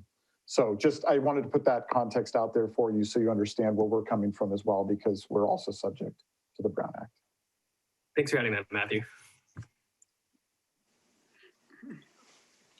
Let me ask just a question and see how that works in the Brown Act. If you were speaking, let's say, to a commissioner, Matthew, and you were saying that, well, the staff really likes this project and, is totally on board with going forward, but I know that at least one commissioner is completely against it. You're not able to say, even though you're not naming anyone, you're still not able to, okay. So, no, because that would allow you to start counting votes, and it starts to, as Jonathan said, take away from the public process. Okay, I just want to get into that those fine details. Thank you, Jonathan. Good job. You're becoming an expert at this over time, and so very, very good. All right. Next is our 2021 calendar. And Jonathan, sent this out to us in an email. You're able to download it so it goes directly into your calendar.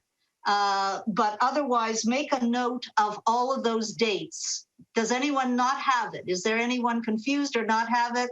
Okay, make a note of all of those dates. That's when you are supposed to be in session with us. Okay? We skipped over something, but I think it's okay in the interest of time. We were going to talk a little bit about the rules of decorum and the bylaws, but I think what we'll do is, Jonathan, can we send those out to the commissioners for their own reference? And then maybe at our next meeting, we can just spend a minute answering any questions on that.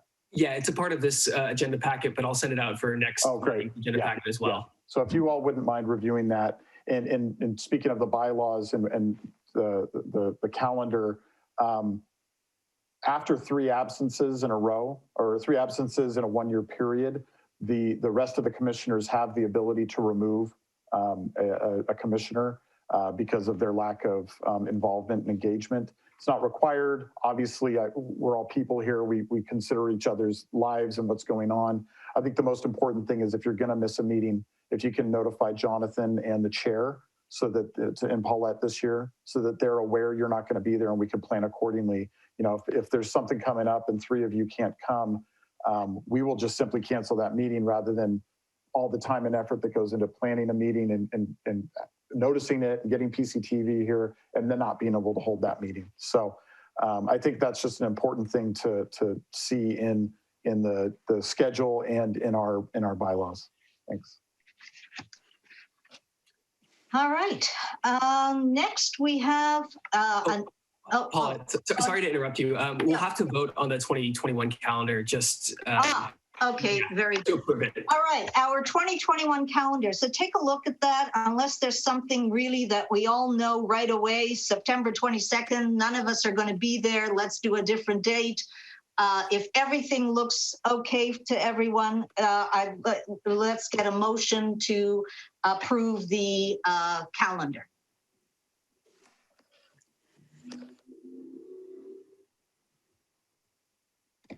I make a motion to approve the 2021 calendar.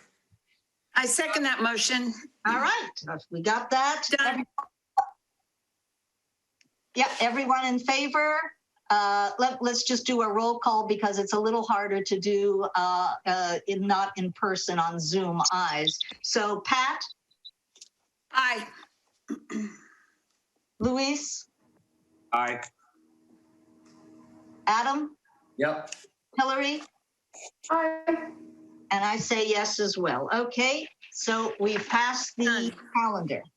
Now, this word, which I've never seen before, but I will try to say it, art deaccessioning policy. What do we have with that, Matthew? Yeah, what is that? I'll give a brief introduction, but we've got Victor Gaitan here from the city manager's office. I don't know why I keep saying county tonight. Just for context, I worked for the county for 15 years, so I sometimes fall into that habit. I apologize. So just by way of context, one of the areas that is under the unofficial purview of the Rec Commission, but ultimately I believe will become part of your official purview, is public art. The city owns, several pieces of property that have public art on them. And we also have properties that could be a great palette for future art, whether it's a mural or a statue or some other sort of art installation. And we know that art is a really important part of society and culture and community, and really fits with the mission and the work that goes on here with the commission. And so for the last couple of years, we've talked about developing a public art policy to, one, kind of regulate, what we allow and how we allow it, and how we remove it, and how we, borrow it, and those types of things. But also, how can we raise funds for it and spend money and identify opportunities for public art? It's been a little bit of a slog. What we found with a public art policy is there's so many facets to it that every time we kind of start to build out a plan, it just gets too big. and then you build out a little more and it gets too big. And so what we're doing tonight is honing in on one component of kind of an overall approach to public art, one that's kind of staring us in the face right now and has been staring us in the face for a while. And we thought it'd be better to move this forward and kind of get the ball rolling. And then we plan to bring back additional components in the future. So with that, I'll turn the time over to Victor. He'll provide a little more context as to why we're bringing this now and what an art deaccessioning policy is. Thanks, Victor. Thanks, Matthew. And Paula, you got it right. It's deaccessioning. I know it's a bit of a weird word. I hadn't heard of it before I started this. So I had to learn, and then even in a meeting with Matthew and our city attorney last week, they're both like, "How do you pronounce that?" So, yeah, it's not a common word. But I'll start with an introduction. Good evening, everyone, and welcome new commissioners.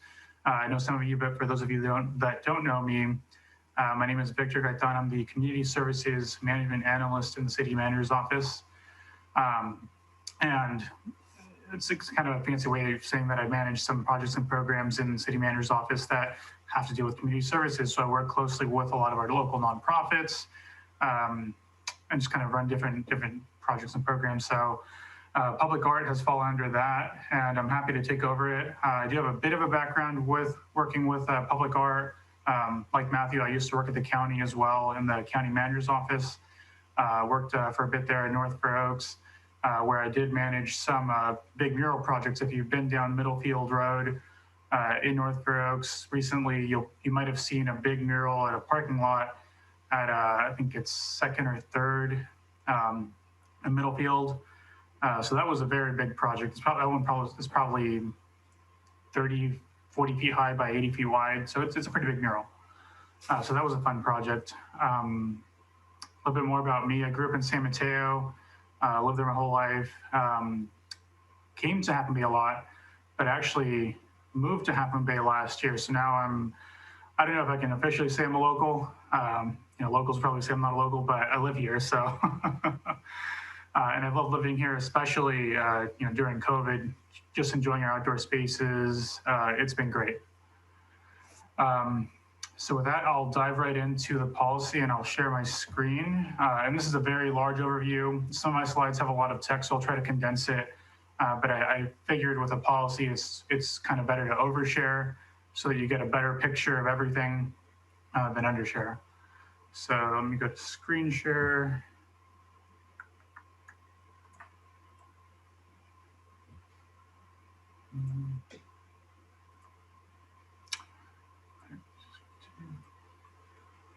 All right, can everyone see that?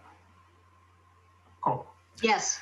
All right, so public art deaccessioning policy, as Matthew said, hopefully in a few months I will be bringing back an actual public art policy. That's the fun part. This is maybe the not so fun part, but it is a bit more pressing right now, and I'll get into that right now. So, see if I can. There we go. So just a bit of background, very brief background. So the reason why this policy was a bit more pressing right now is, as many of you probably know, there's a pretty large construction project happening on the south end of Main Street right now. And one of our key pieces of public art the city owns is located in that construction area. That's the Half Moon sculpture. It's a gateway sculpture. That piece actually has to be moved due to construction. And so rather than just move it, we thought, what a great time to just bring out this policy first. So then we have a policy in place, and any sort of action that we take like this in the future, we just follow this policy. So that's one reason why this is coming up.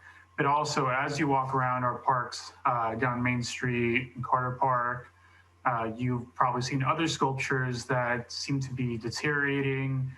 Some might consider them to be unsightly, or they might even pose public safety risks.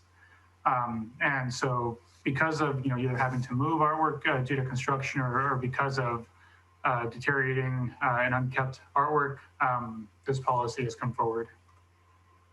And here I have a couple pictures in Carter Park. You've probably seen the man with the pumpkin. My understanding is that is not actually John L. Carter, but everyone thinks it is.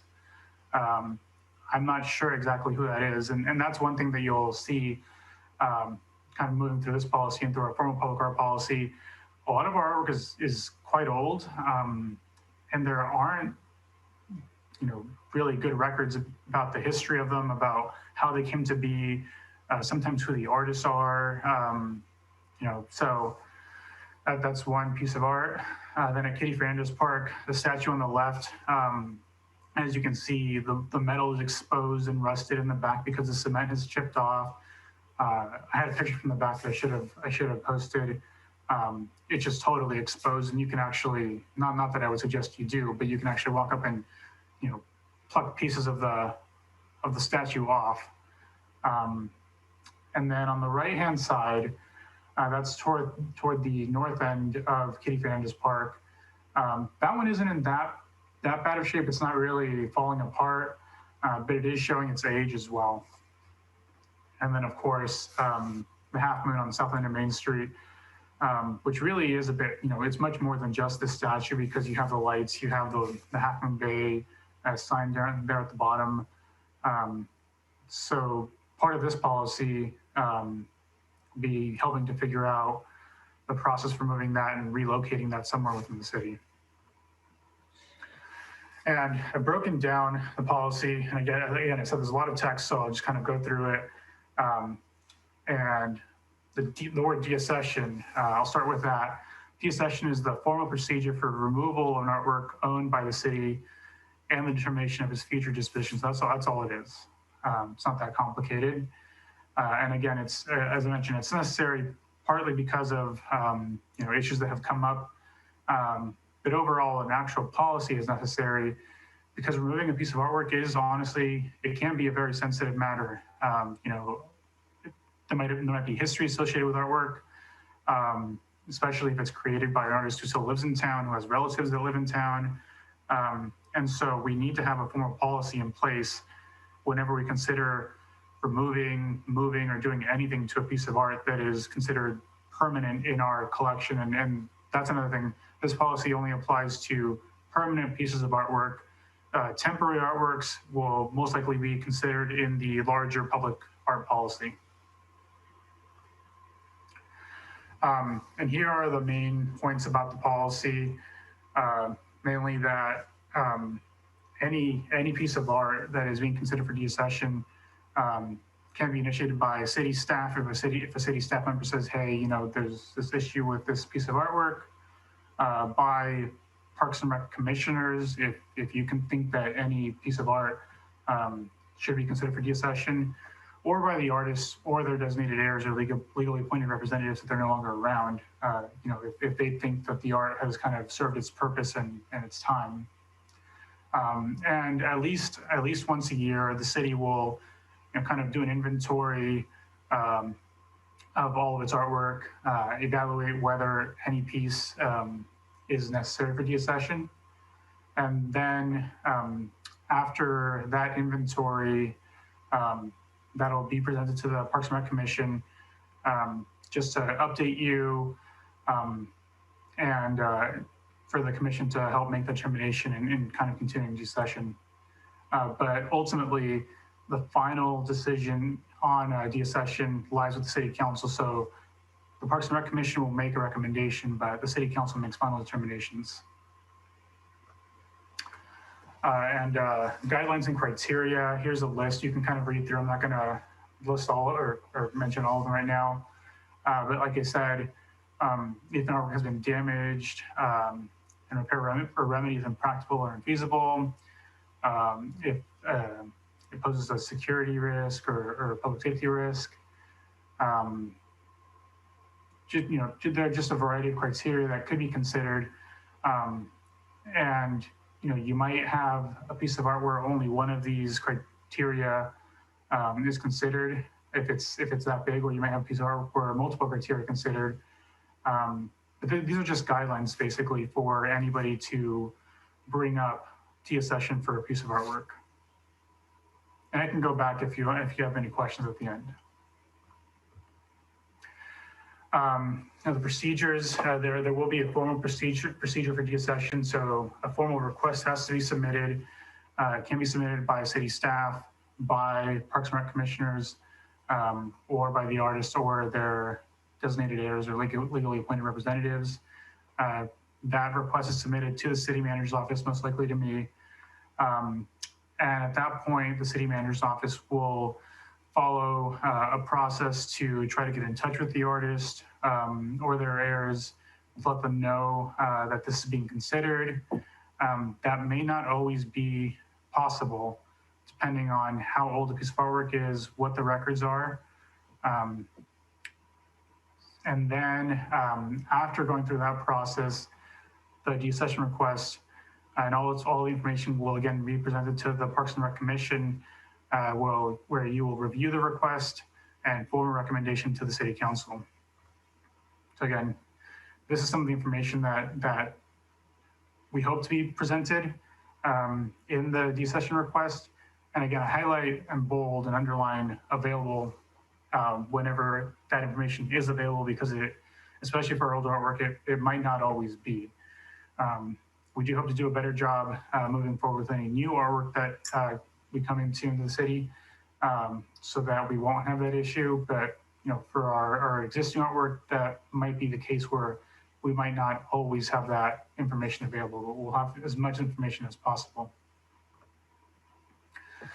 And so this is some of the criteria that is to be considered by the Parks and Rec Commissioners and by the City Council when considering deaccession for any art piece. So again, you can kind of go through and read through. I'll mention some of them. So artistic excellence, value of the artwork, availability of city support, the ability of necessary funding for conservation,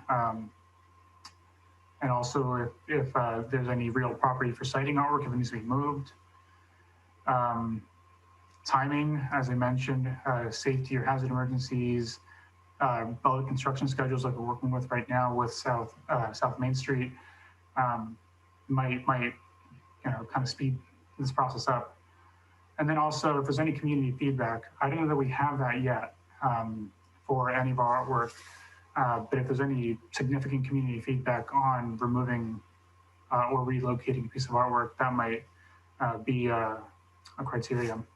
Yeah, Victor, I have one question, maybe even going back one, but you don't even have to go back to it. Is the Half Moon Bay Historical Society included as some of the feedback, or if you go back a page even, is it one of the member agencies we can contact anytime we're going to do this and then bring that to the commission? And that way, I'm not sure if the Chamber of Commerce is another one, but definitely the Half Moon Bay Historical Society with all that historical artwork. And that way we've got their input before we even move just to talk about. We add that one in. Absolutely. That's a great idea. Thank you for mentioning that. Yeah, I just want to say, I think Adam brings up a really important point. Those are definitely entities that would be interested most of the time in the public art. But another one, and I forgot now that we haven't even been talking about this for ages, I forgot the actual name of the nonprofit. Is it the Coastal Arts League?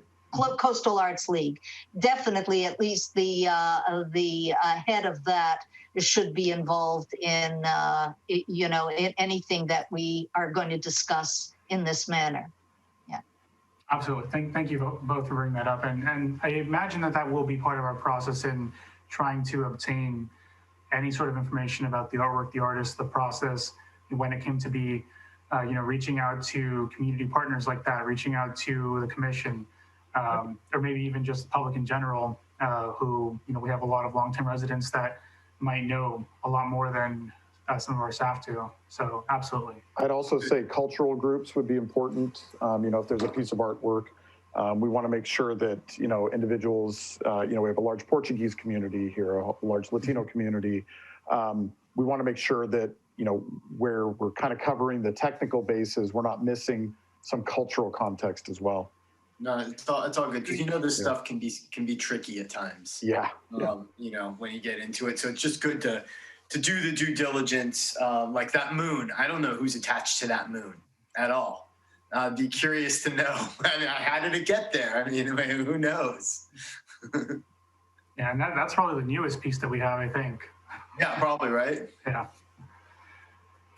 All right. Well, thank you for bringing that up. Absolutely. Yeah, we will definitely, make it a bit more of a community effort and reaching out to partners to whenever this comes up. And so this is the last, I believe this is the last. Yep. So disposition, eventually after going through the whole process, having a recommendation from the Parks and Rec Commission, having a recommendation from the City Council, both the commission, I imagine both the commission and City Council, their recommendations will include a recommendation for the final disposition of that artwork, whether it's an exchange, a transfer, a relocation, like in the event of the moon, most likely, or eventually destruction, disposal, if it's just so deteriorated, so damaged that it can't be salvaged. So these are just a couple of options that can take place for any piece of artwork. Exchange or transfer or relocation. The purpose of this policy is not to just go ahead and destroy any piece of artwork that has gone through the deaccession process.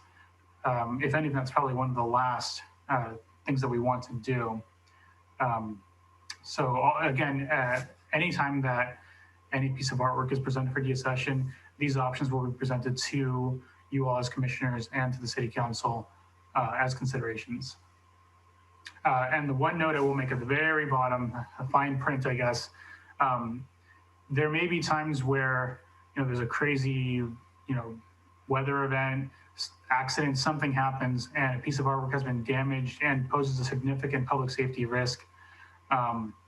In that event, the city may have to take emergency action to, remove a piece of artwork. I don't know that that'll really happen, but that's just the one caveat to all of this. We might not be able to go through all of this formal process in that event. And so next steps, staff will incorporate any comments that you all have tonight into this policy, create a finalized draft, and we really hope to move this quick and possibly bring it back at the next Parks and Rec Commission meeting, or if not, the following. And then with your recommendation, moving it over to the council and hopefully going through 1 or 2 meetings with them and getting it passed. I can see this, maybe by April. And I would also say during that time before the next Recreation Commission meeting, we'll do some outreach to some of those groups that we just talked about and get their feedback so that we already are heading in that direction before we finalize the actual policy. Yep, absolutely. And with that, I'm happy to take any questions, go back to any slides. Again, I know it's a lot of text, so if you do have any questions other than what's been mentioned already, be happy to answer any questions. Good. Okay, I just want to say, this is something that I've been looking forward to for at least a couple of years, that we have been discussing having some kind of a public art policy, because one of the things for me anyway that I would like to see is a lot more art. We have an enormous amount of artists in our community, and we don't have that much art reflected in the town, like public art, that I would love to see to beautify Half Moon Bay. Most of you, I'm sure, have been to Redwood City and have seen some of the really nice artwork on the utility boxes and things like that. Why not? Why shouldn't we in Half Moon Bay have a more beautiful Half Moon when we have so many artists in the community? So I'm really happy this is starting to move forward, because it's long overdue. And unfortunately, we haven't been able to think or work with any ideas and projects without first having a public art policy for Half Moon Bay. So I'm Victor, Matthew, I'm glad to see this is starting to move forward. Are there any questions or comments from the commissioners about this topic? Well, let's be clear. Is this a policy, or is it a policy for art that allows what Paulette's asking for, or is it more just moving pieces that exist? This is more about moving or removing, and this portion, as Matthew mentioned, the policy was getting really big and really difficult to handle, and there were so many facets to it. So this is one piece of the policy, of the larger policy, that was taken out and being considered first, mainly because of that construction project on South Main and moving to the Half Moon. But I am also concurrently working on that larger policy. Might have to take out other portions of that policy and kind of piece it down. But yeah, I do hope to have the larger policy in the next few months. Great. That's the fun one, like I said. This one's a bit more serious. Yeah. One of the things that we're Piece by working on. piece. Oh, Yeah. go ahead. I was just going to say, one of the things we're working on is exploring an art impact fee. So for those that develop property here in Half Moon Bay, they currently have to make a contribution or a construction of affordable housing. That's just part of doing large scale development in Half Moon Bay. Another common practice in communities is a very small portion of the project, either a financial amount or actually building the artwork, goes towards public art. And so we would like to explore that, which I think speaks to your original comment, Paulette, to get more art. There's a way to fund it. And of course, a policy would talk about who would make decisions about how it would be spent and all those things. So that's why I think we're going to probably bring things to you in chunks, because every time we try to take it all on at once, it just becomes unwieldy. And I think this one is probably the most controversial piece. And if we can get this done and out of the way, it will allow us to focus on the more positive sides of art policy going forward. Very good. Hillary, did you have something? Yeah. Yeah, maybe I missed it, but did you define what permanent means? Since it sounded like this was about removing permanent art, like for example, would a mural be permanent? I don't think I had a definition for that. But at least for our purposes right now, it's any piece of artwork that we currently own. All of our artwork right now is permanent. I think the one temporary piece of artwork that we have, and Matthew, correct me if I'm wrong, is the Black Lives Matter mural. That one is considered temporary right now. But yeah, all of our sculptures, statues right now are considered permanent. I believe that the other mural on City Hall, that one's been there for quite a while, is considered permanent. And then up and down Main, you see murals on private buildings, on private businesses. Those are not ours. So they can do what they want with those. I think when the differentiation between permanent and temporary is unfortunately what has never been addressed and would be addressed in our general art policy is when a new piece of public art is created, the responsible thing to do at that time is to talk about the lifespan, the permanence, and many of them will be permanent, but that'll be established up front. There will be a plan in place for maintenance and taking care of it and the lifespan of it. Unfortunately, if you go back historically, and Victor pointed out, this moon statue, the city has no records.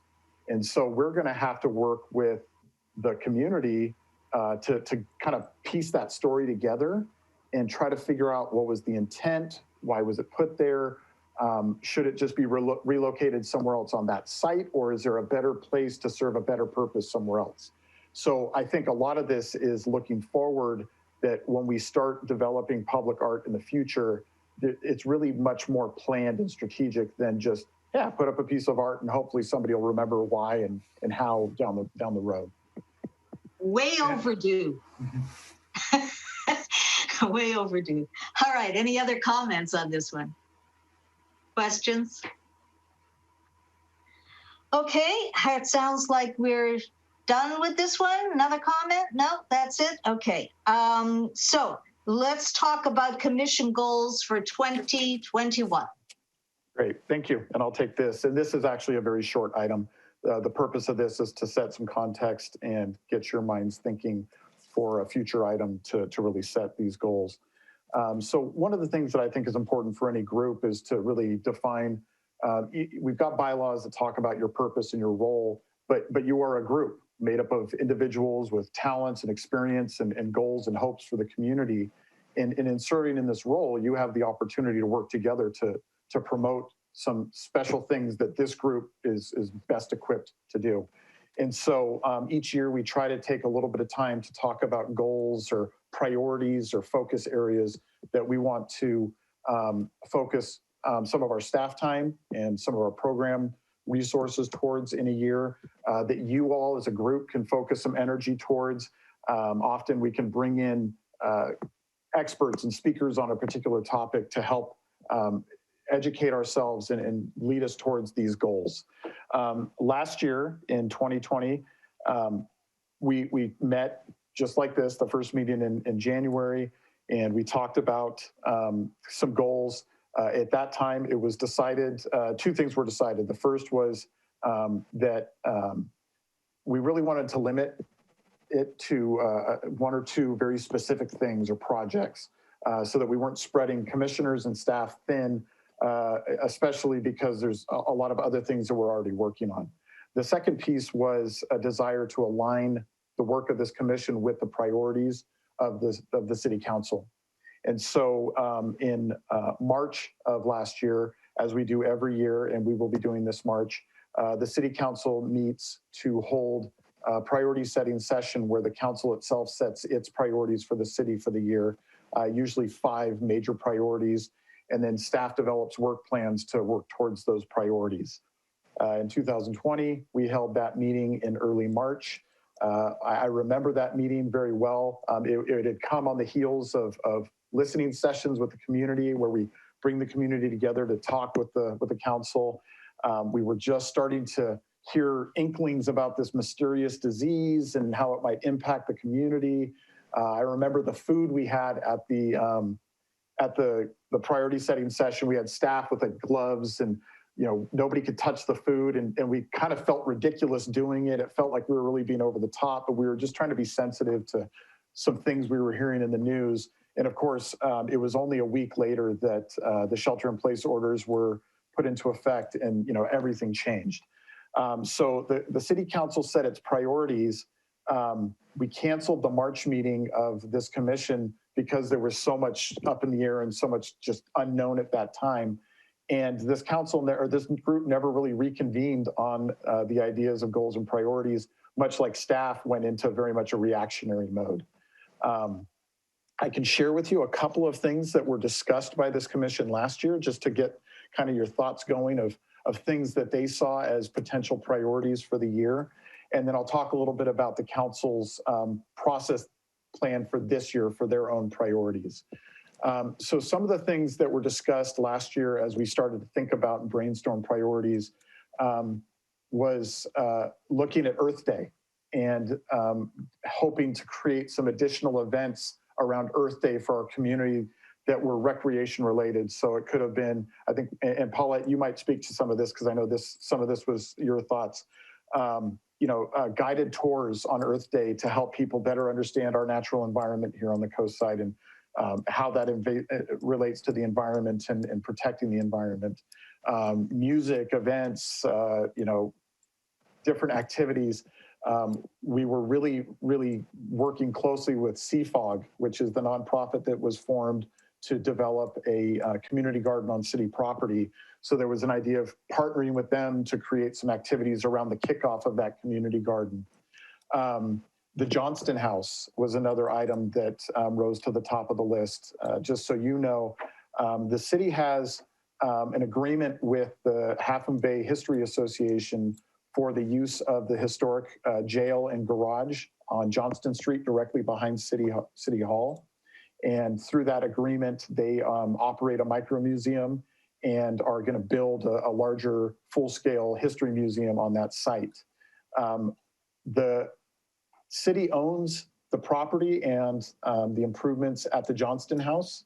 It's a little interesting situation. It's not within the city limits. It's actually in the unincorporated county.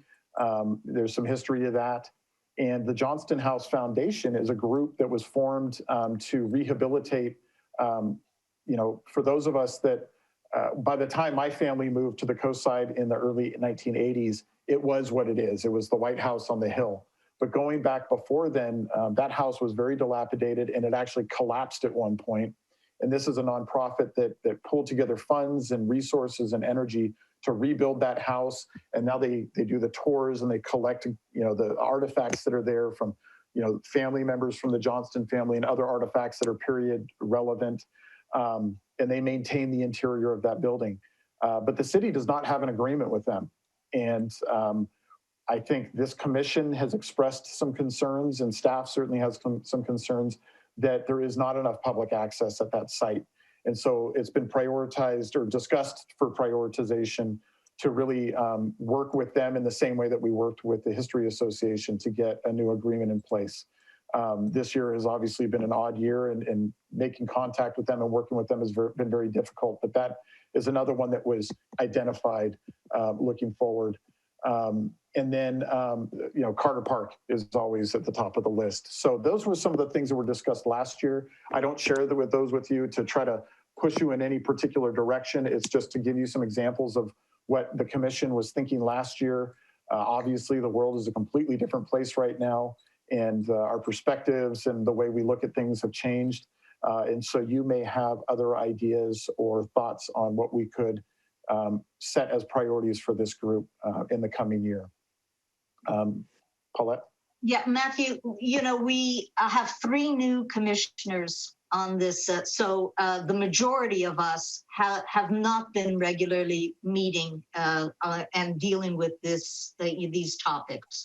So I am wondering if either Jonathan or Eddie or a combination, if you can put together a list of kind of highlights from our previous meetings, of some of the highlights of what took place at those meetings, what subjects we were addressing, so that the rest of everybody can get a list, and it can at least bring them on board with what we have been talking about and working towards and thinking about, and so that then it gives them some context, some additional of, how to think about setting priorities. That's great. And I also think another thing we could do, Eddie and I can work on, is just kind of a list of our normal recreation programming that we would have in place. Right. Not for COVID, and events and activities. And then Eddie and his team brainstorm regularly ideas for the future. So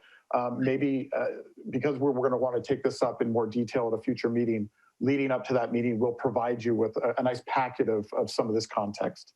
I think it'd be very helpful. The other thing I suggest, if you haven't thought about it or dealt with it already, is that the other 3 commissioners get a copy of the Parks Master Plan. Absolutely. We'll include that as well. Thank you. Okay. So the other piece of context for this is the council's priority setting process, because everything this commission does needs to, in some way, shape, or form, align with what the council's working on. So there's 2 pieces to that. The council has strategic vision statements. We want to have a collaborative community. We want to have a healthy and safe community. There's a list of those, and those, we'll send you a link to the website so you can look at those, that everything needs to align with. And then on an annual basis, they prioritize some specific areas or projects that they want to focus on. In the last priority setting meeting last March, they chose 5 topics, which were affordable housing, which has been on that list for several years now. And obviously a lot of effort and energy goes into that, but that's a very difficult one to make a lot of progress on. So there's small things that are done as we work towards building more affordable housing. Traffic and transportation demand management, looking at ways to, we're not going to build new highways or roads, but what can we do with our current, lighting and signage and road management and other transportation opportunities to improve traffic on the coast. Sustainability, what can the city do to really be a sustainability leader as a government and as a community? Emergency preparedness, this one's been on the priorities for a couple of years. We're developing a new emergency operations plan and looking at ways that we can collaborate with the community to be better prepared for emergencies. And boy, have we gotten a lot of really good lessons in the last year. And then the last one was economic development. And that's what has morphed into this recovery initiative. We've got to recover economically before we can really start to develop economically. And so the council has met, we've talked, And the plan for this year is a little different than in past years. The first one is the council really believes that for the most part, those priorities, we have not been able to spend as much time on proactively working on them. There's been a lot of reactionary work related to those this year, but not a lot of proactive work on those. And so likely those won't change very much in the next fiscal year because we haven't really given it the old college try yet. And there's been a lot of community engagement over the last year, and we have some big projects around law enforcement and public safety, this community recovery initiative where there's going to be a lot of public meetings and engagement. And so the council doesn't believe that they should oversaturate and overburden the community with too many public meetings and sessions. So we're not going to be doing, and we can't meet in person, so we're not going to be holding listening sessions like we've done in the past. We will be soliciting public input through some electronic means, and we will still hold a priority setting session in early March. And that's where they'll take a look at those 5 priorities and decide based on what they're hearing from the community and what they've been seeing the last year, if there should be changes, but there likely won't be wholesale changes to the priorities. So I think that's all important as we look forward. What staff is proposing, and obviously we'll take your thoughts into account and make modifications to the plan, but we'll collect some of the information that I think has been asked for and that'll help provide that context. And we can bring it back to the meeting in February and dedicate a good portion of that meeting in February to developing and talking about goals. And then you can either set your goals then or kind of have a plan. We can share those with the council as they deliberate on council priorities. And then you can finalize your goals in the March meeting. So up to you on the process, interested in your take, and we'll take your lead on that. Great. Yes, Adam? So is there any way, I know, Matthew, you guys were working on, and this kind of goes to what Hillary brought up earlier, and I know, I think other commissioners were behind this effort a lot, but the garden, the outdoor Community garden. Community garden. the community garden. Is there a way, I don't know how much of that project went with Eva when she left. And I'm curious if we've been able to be in touch with, I mean, there were finances dedicated to it already, which I like. It's outdoorsy. It gives a way for people to communicate. Like there's so much upside to moving something forward where in a time period where there does not seem, from my vantage point at least, that there's going to be many funds available to move on projects where there's not a significant amount of funds needed to move a project forward. And then again, the outside element, and then we could get the friends of the parks or whatever it is to get the extra money we need. But is there a way that we can make sure that we have all the information and background on that one for our next meeting? And I don't know if we have to communicate with Eva or the nonprofit that was set up for it or whatever it is, but I don't know where that currently stands. Yeah, I can give a very, very brief update since we didn't really agendize that item, but and then I'm happy to bring back a report on that at the February meeting as well. That's on my list. So for those of you that don't know, Eva Erickson, who was a commissioner, a rec commissioner, was also really instrumental in starting a nonprofit called the Coastside Friendship Organic Garden. They've actually changed the name already since she left. It's still CFOG, but it's got a little different context to it.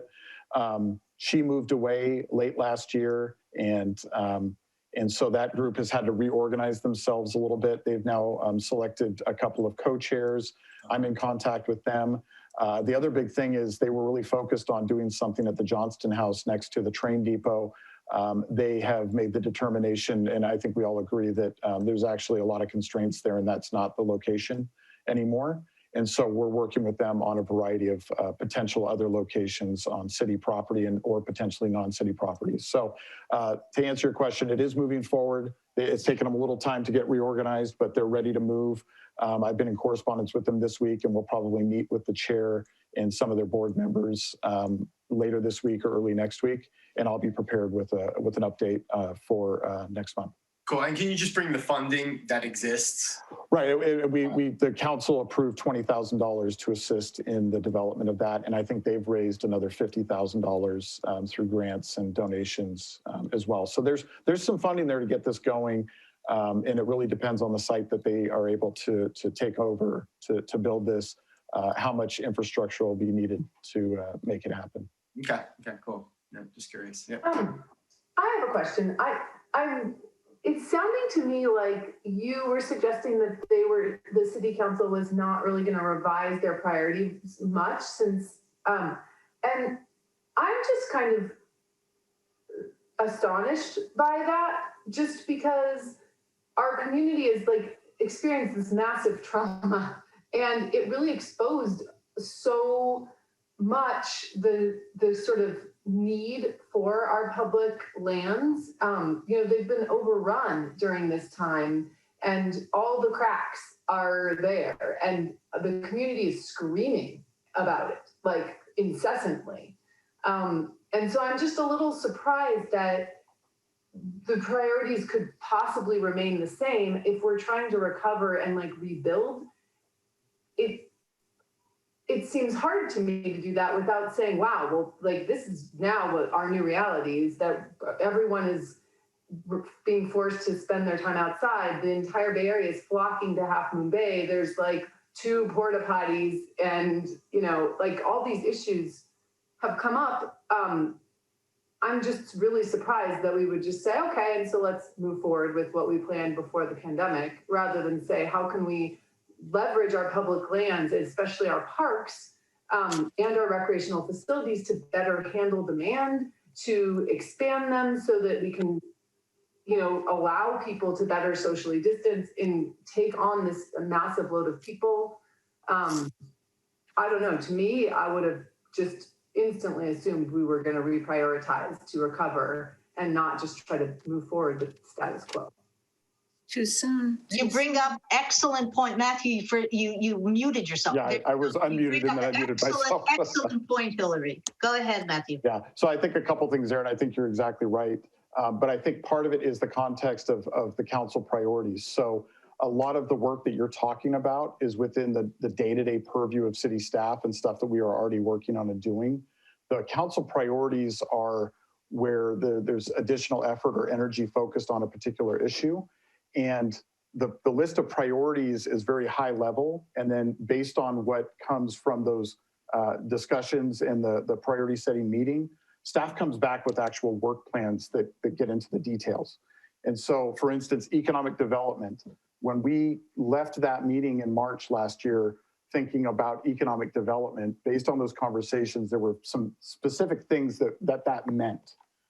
But as the year dragged on and the work we saw coming, it really morphed into exactly what you just described, recovery.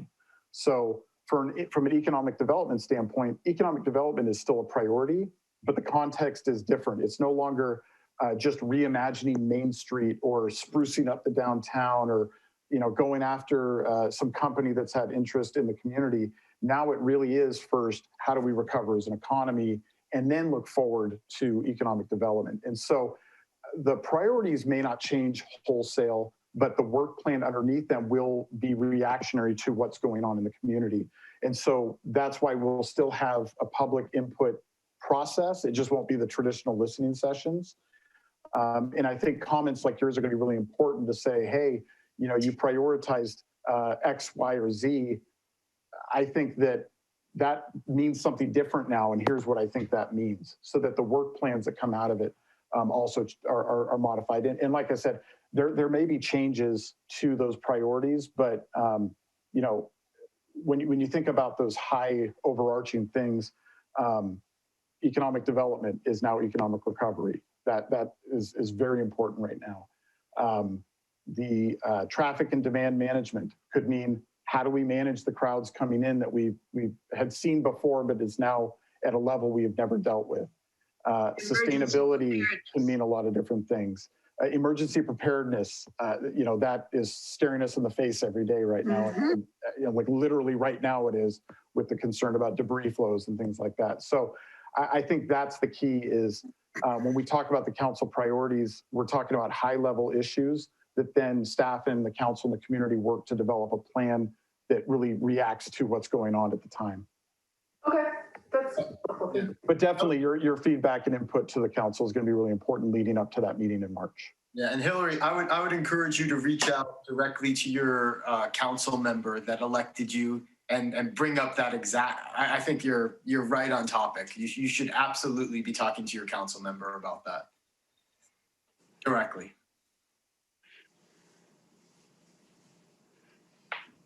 So that being Which said, brings up, I'm sorry, I just want to follow up with that. That brings up, I don't know how many of you, well, most of you are new.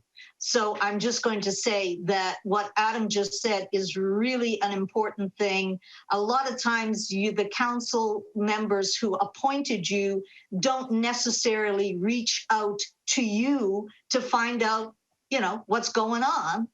And so I'd like to make sure that our commissioners reach out to their council members, as Adam has suggested, and let them know, ask them questions, tell them what's going on in what you're, talking about in the recreation and what your take is on stuff, so that they are in the loop. Because otherwise we end up just, one hand is this and the other hand is that, and we're not really communicating. So I definitely encourage that on a regular basis. Yeah, it should be done. All right, good. Let's go to future items preview. so I think we've kind of covered that. Okay. The CFOG, the community garden item will be coming forward in February. The priority setting item will be coming in February. And then, depending on what you prioritize, we hope to bring back the Johnston House at some point. I think the electric bicycles item was one that I think does need some consideration by this commission. So I believe at some point we'll bring something forward to you on that. Okay. And then the art stuff will be brought forward to you throughout the year as well. That's what we have planned. And then this is an opportunity to hear from you about other things you'd be interested in talking about, discussing, or seeing at future meetings. Okay, I know, but again, I think we'll wait for our priorities, because I think things that we might want to see should come out in our priority session, our priority discussion session. And may I just real quick, I would love, especially we're not necessarily hearing from all of our commissioners today, which is fine, but I would love during that priority session, if we can kind of make sure to absolutely go through each person and yes. put it up on a board, because we need each person to bring different ideas, and we might decide on one or two that again, we're moving, but I think we should think big at the start and then really narrow it down.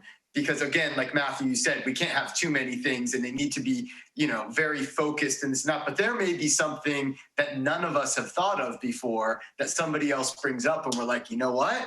Brilliant idea. Like, let's go that way. So I hope we utilize the whole base of our commissioners here. Very good. Yes, we will be doing that. Now, report outs. Now, report outs. Well, I'd like to take this opportunity to thank Amy Allhouse, Ellen Clark, and Eva Erickson for their dedication to the Parks and Rec Commission, and that they were very, we're going to miss them. They brought a lot of good questions and activities.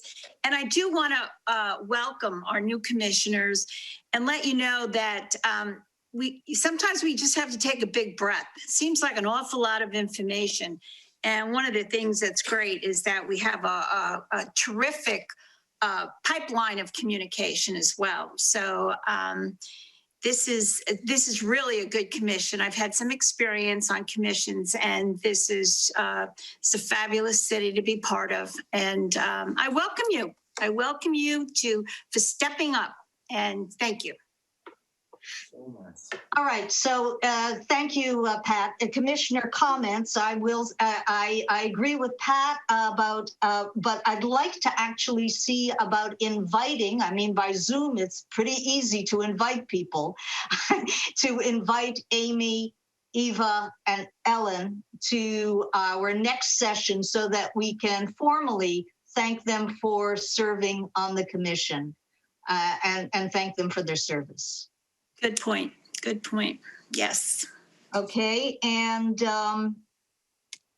then I was going to say something else. What was it? Commissioner comments. Okay. Oh, so commissioner comments. I would like to go around to all our new commissioners and ask you, why it is that you decided to serve on, what brought you here to our commission, and tell us something about yourselves, because honestly, as we find out more about each other, you just never know what is in your background, especially when it comes to Parks and Rec in some fashion. What's in your background that you then have, that you're bringing in, or that you might spur some interest in getting us to move in a certain direction. So for instance, Eva, when she came in, she was just absolutely gung-ho on the community garden. Now, it happened to be one item that was in our Parks and Rec master plan. So it's not as if it was out from left field, but she's the one that had the interest, the background, the enthusiasm to move that project forward. So who you are has a lot to do with, what happens here on this commission. So I'd like to go around. Who would like to start? Luis, let's find out who you are. All right. Thank you. My name is Luis, born and raised here in Half Moon Bay. I got 2 kids, happily married. Barber in this community. I've been barbering since I was in high school. I also coach basketball, not only for our co-side AAU program, but I also coach basketball for our middle school, which is Cunha. And I also this took over as head coach for our freshman basketball team at the high school. So I wanted to get involved a lot more in my community. I know there's a lot of things I want to do with low-income housing. I want to give back a whole lot. I got a lot of ideas, but fantastic. I love it. How old are your kids?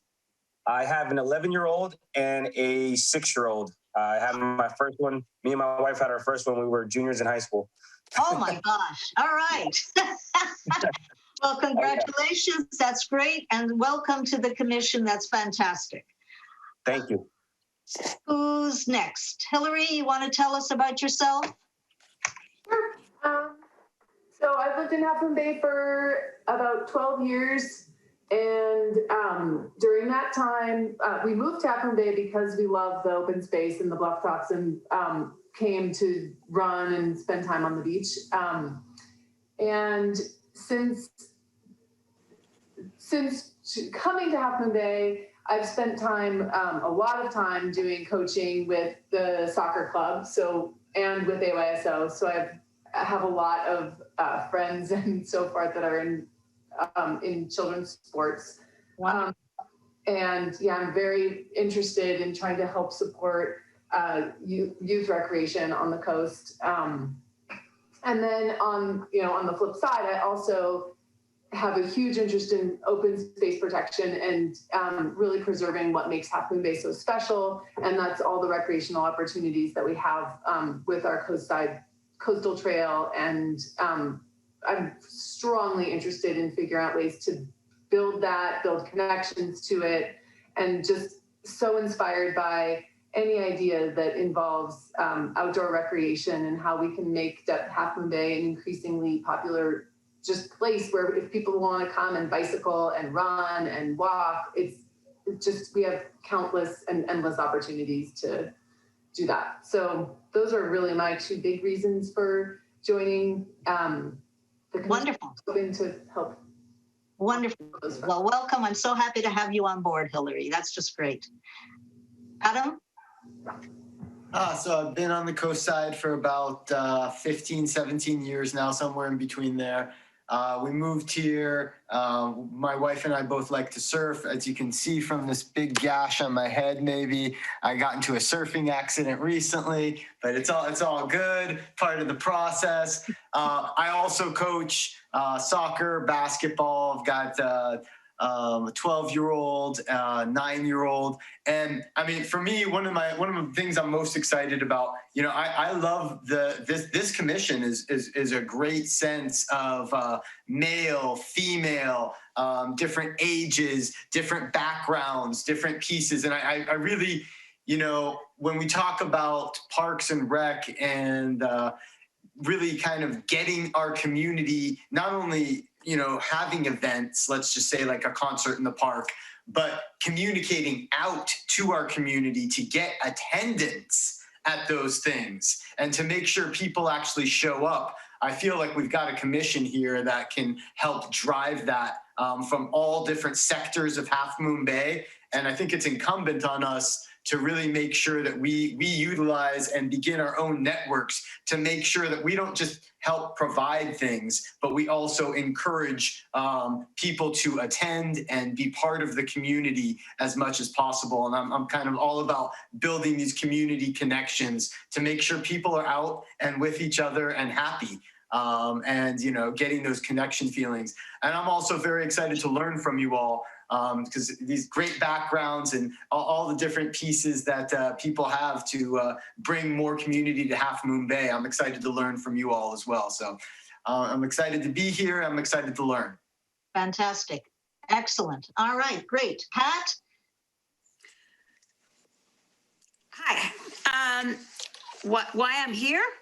Okay. Well, tell us about yourself because you have 3 commissioners who really don't know much about you. Yes. Okay. So I moved here 3 years ago from Redwood City, and I lived in the Bay, and I actually moved from the Bay, from a houseboat, over here to the ocean. So I'm very, very happy because I'm just a half a mile from the ocean, and I love every minute of it. So the reason first of all, I got involved with the Parks and Rec Commission here, Matt and I worked on the same floor at the County of San Mateo, and we interacted and stuff. So he mentioned it to me, and I had been on the Parks and Rec Commission in the city of Redwood City for 5 years. I'd also been involved in the arts, developing the art programs that we have, as Paulette mentioned, about having our electrical boxes painted and going through that process. We started off with 5 people and ended up today, it's about 30 people that are part of Arts Redwood City. So, and also too, with our Parks and Rec Commission involved with upgrading our parks, you know, making them ADA and safer. And so I love parks. I come from New York City, probably the best parks in the world. And that's what my love is. When I first moved to Redwood City, I found Red Morton Park. And so I've always had a love for that. And I think it's a real important thing. I'm a soccer mom. I'm a skateboard mom. I'm a mom. And I'm very grateful today that I have grandchildren and been involved in quality outdoor recreation for everyone. And that's the important thing. And you'll all be getting an invitation to come to Magical Bridges, which is a park that's opening in Redwood City that is built primarily for everyone. Anybody can swing on a swing, even if you're in a wheelchair.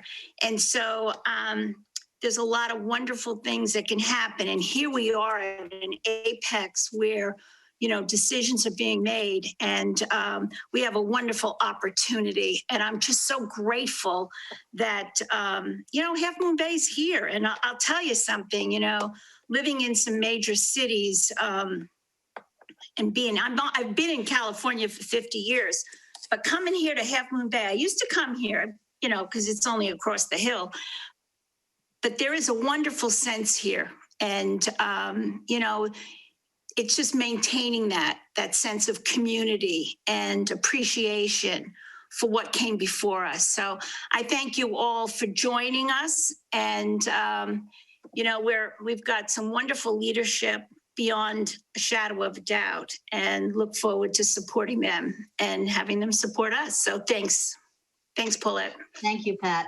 All right, so I'm Paulette, and I've been on the Parks and Rec Commission now for 4 years. So I am the oldest, the oldest, period, I think. So I have been involved in Parks and Recreation in some form or another pretty much my entire adult life. Used to run all kinds of programs for all kinds of age groups. And whether it's sports, I'd say the thing that really attracted me for the Parks and Rec was, you know, I've also been involved with music, festivals, outdoor things. So for me, getting the music, the concert series, the end of summer concert, those are the things that were especially near and dear to my heart. So I put a lot of energy into getting that going. It's been such a sad story that this past year, you know, we basically, of course, could not have anything. And we'll talk when we set our priorities about what, if at all, if anything's possible for this coming year. But that to me is one of the best great ways of getting community together and involved and appreciative, gathering the community, involving the nonprofits, involving the kids organizations, just all kinds of things, bringing it all together so that we recognize ourselves as a community. That's the big thing. So I welcome all of you. I think you're all going to be great additions to you know, to this commission. I agree with Adam. I love that we have now like really a good smattering of different age groups and different backgrounds, because the more diverse, the better it is in terms of bringing it to this commission. So so thank you for serving and being here. Thank you. Do we have anything else from anyone else before we call it a night? I'll just, I'll again reiterate, you heard a lot from staff tonight. You'll always hear a lot from us, but there was a lot tonight just because we were setting a lot of context. Future meetings will be a lot more about your discussions and your feedback and your input. And we typically don't go this long. Typically, the 2 hours is enough for us to do our business. And we'll give you a heads up if there's topics or items that we think are going to push it later into the evening so you can plan around your families and other things going on in your lives. So we appreciate you bearing with us tonight. All right. Thank you all. Have a great night. Great. Meeting's adjourned. Official.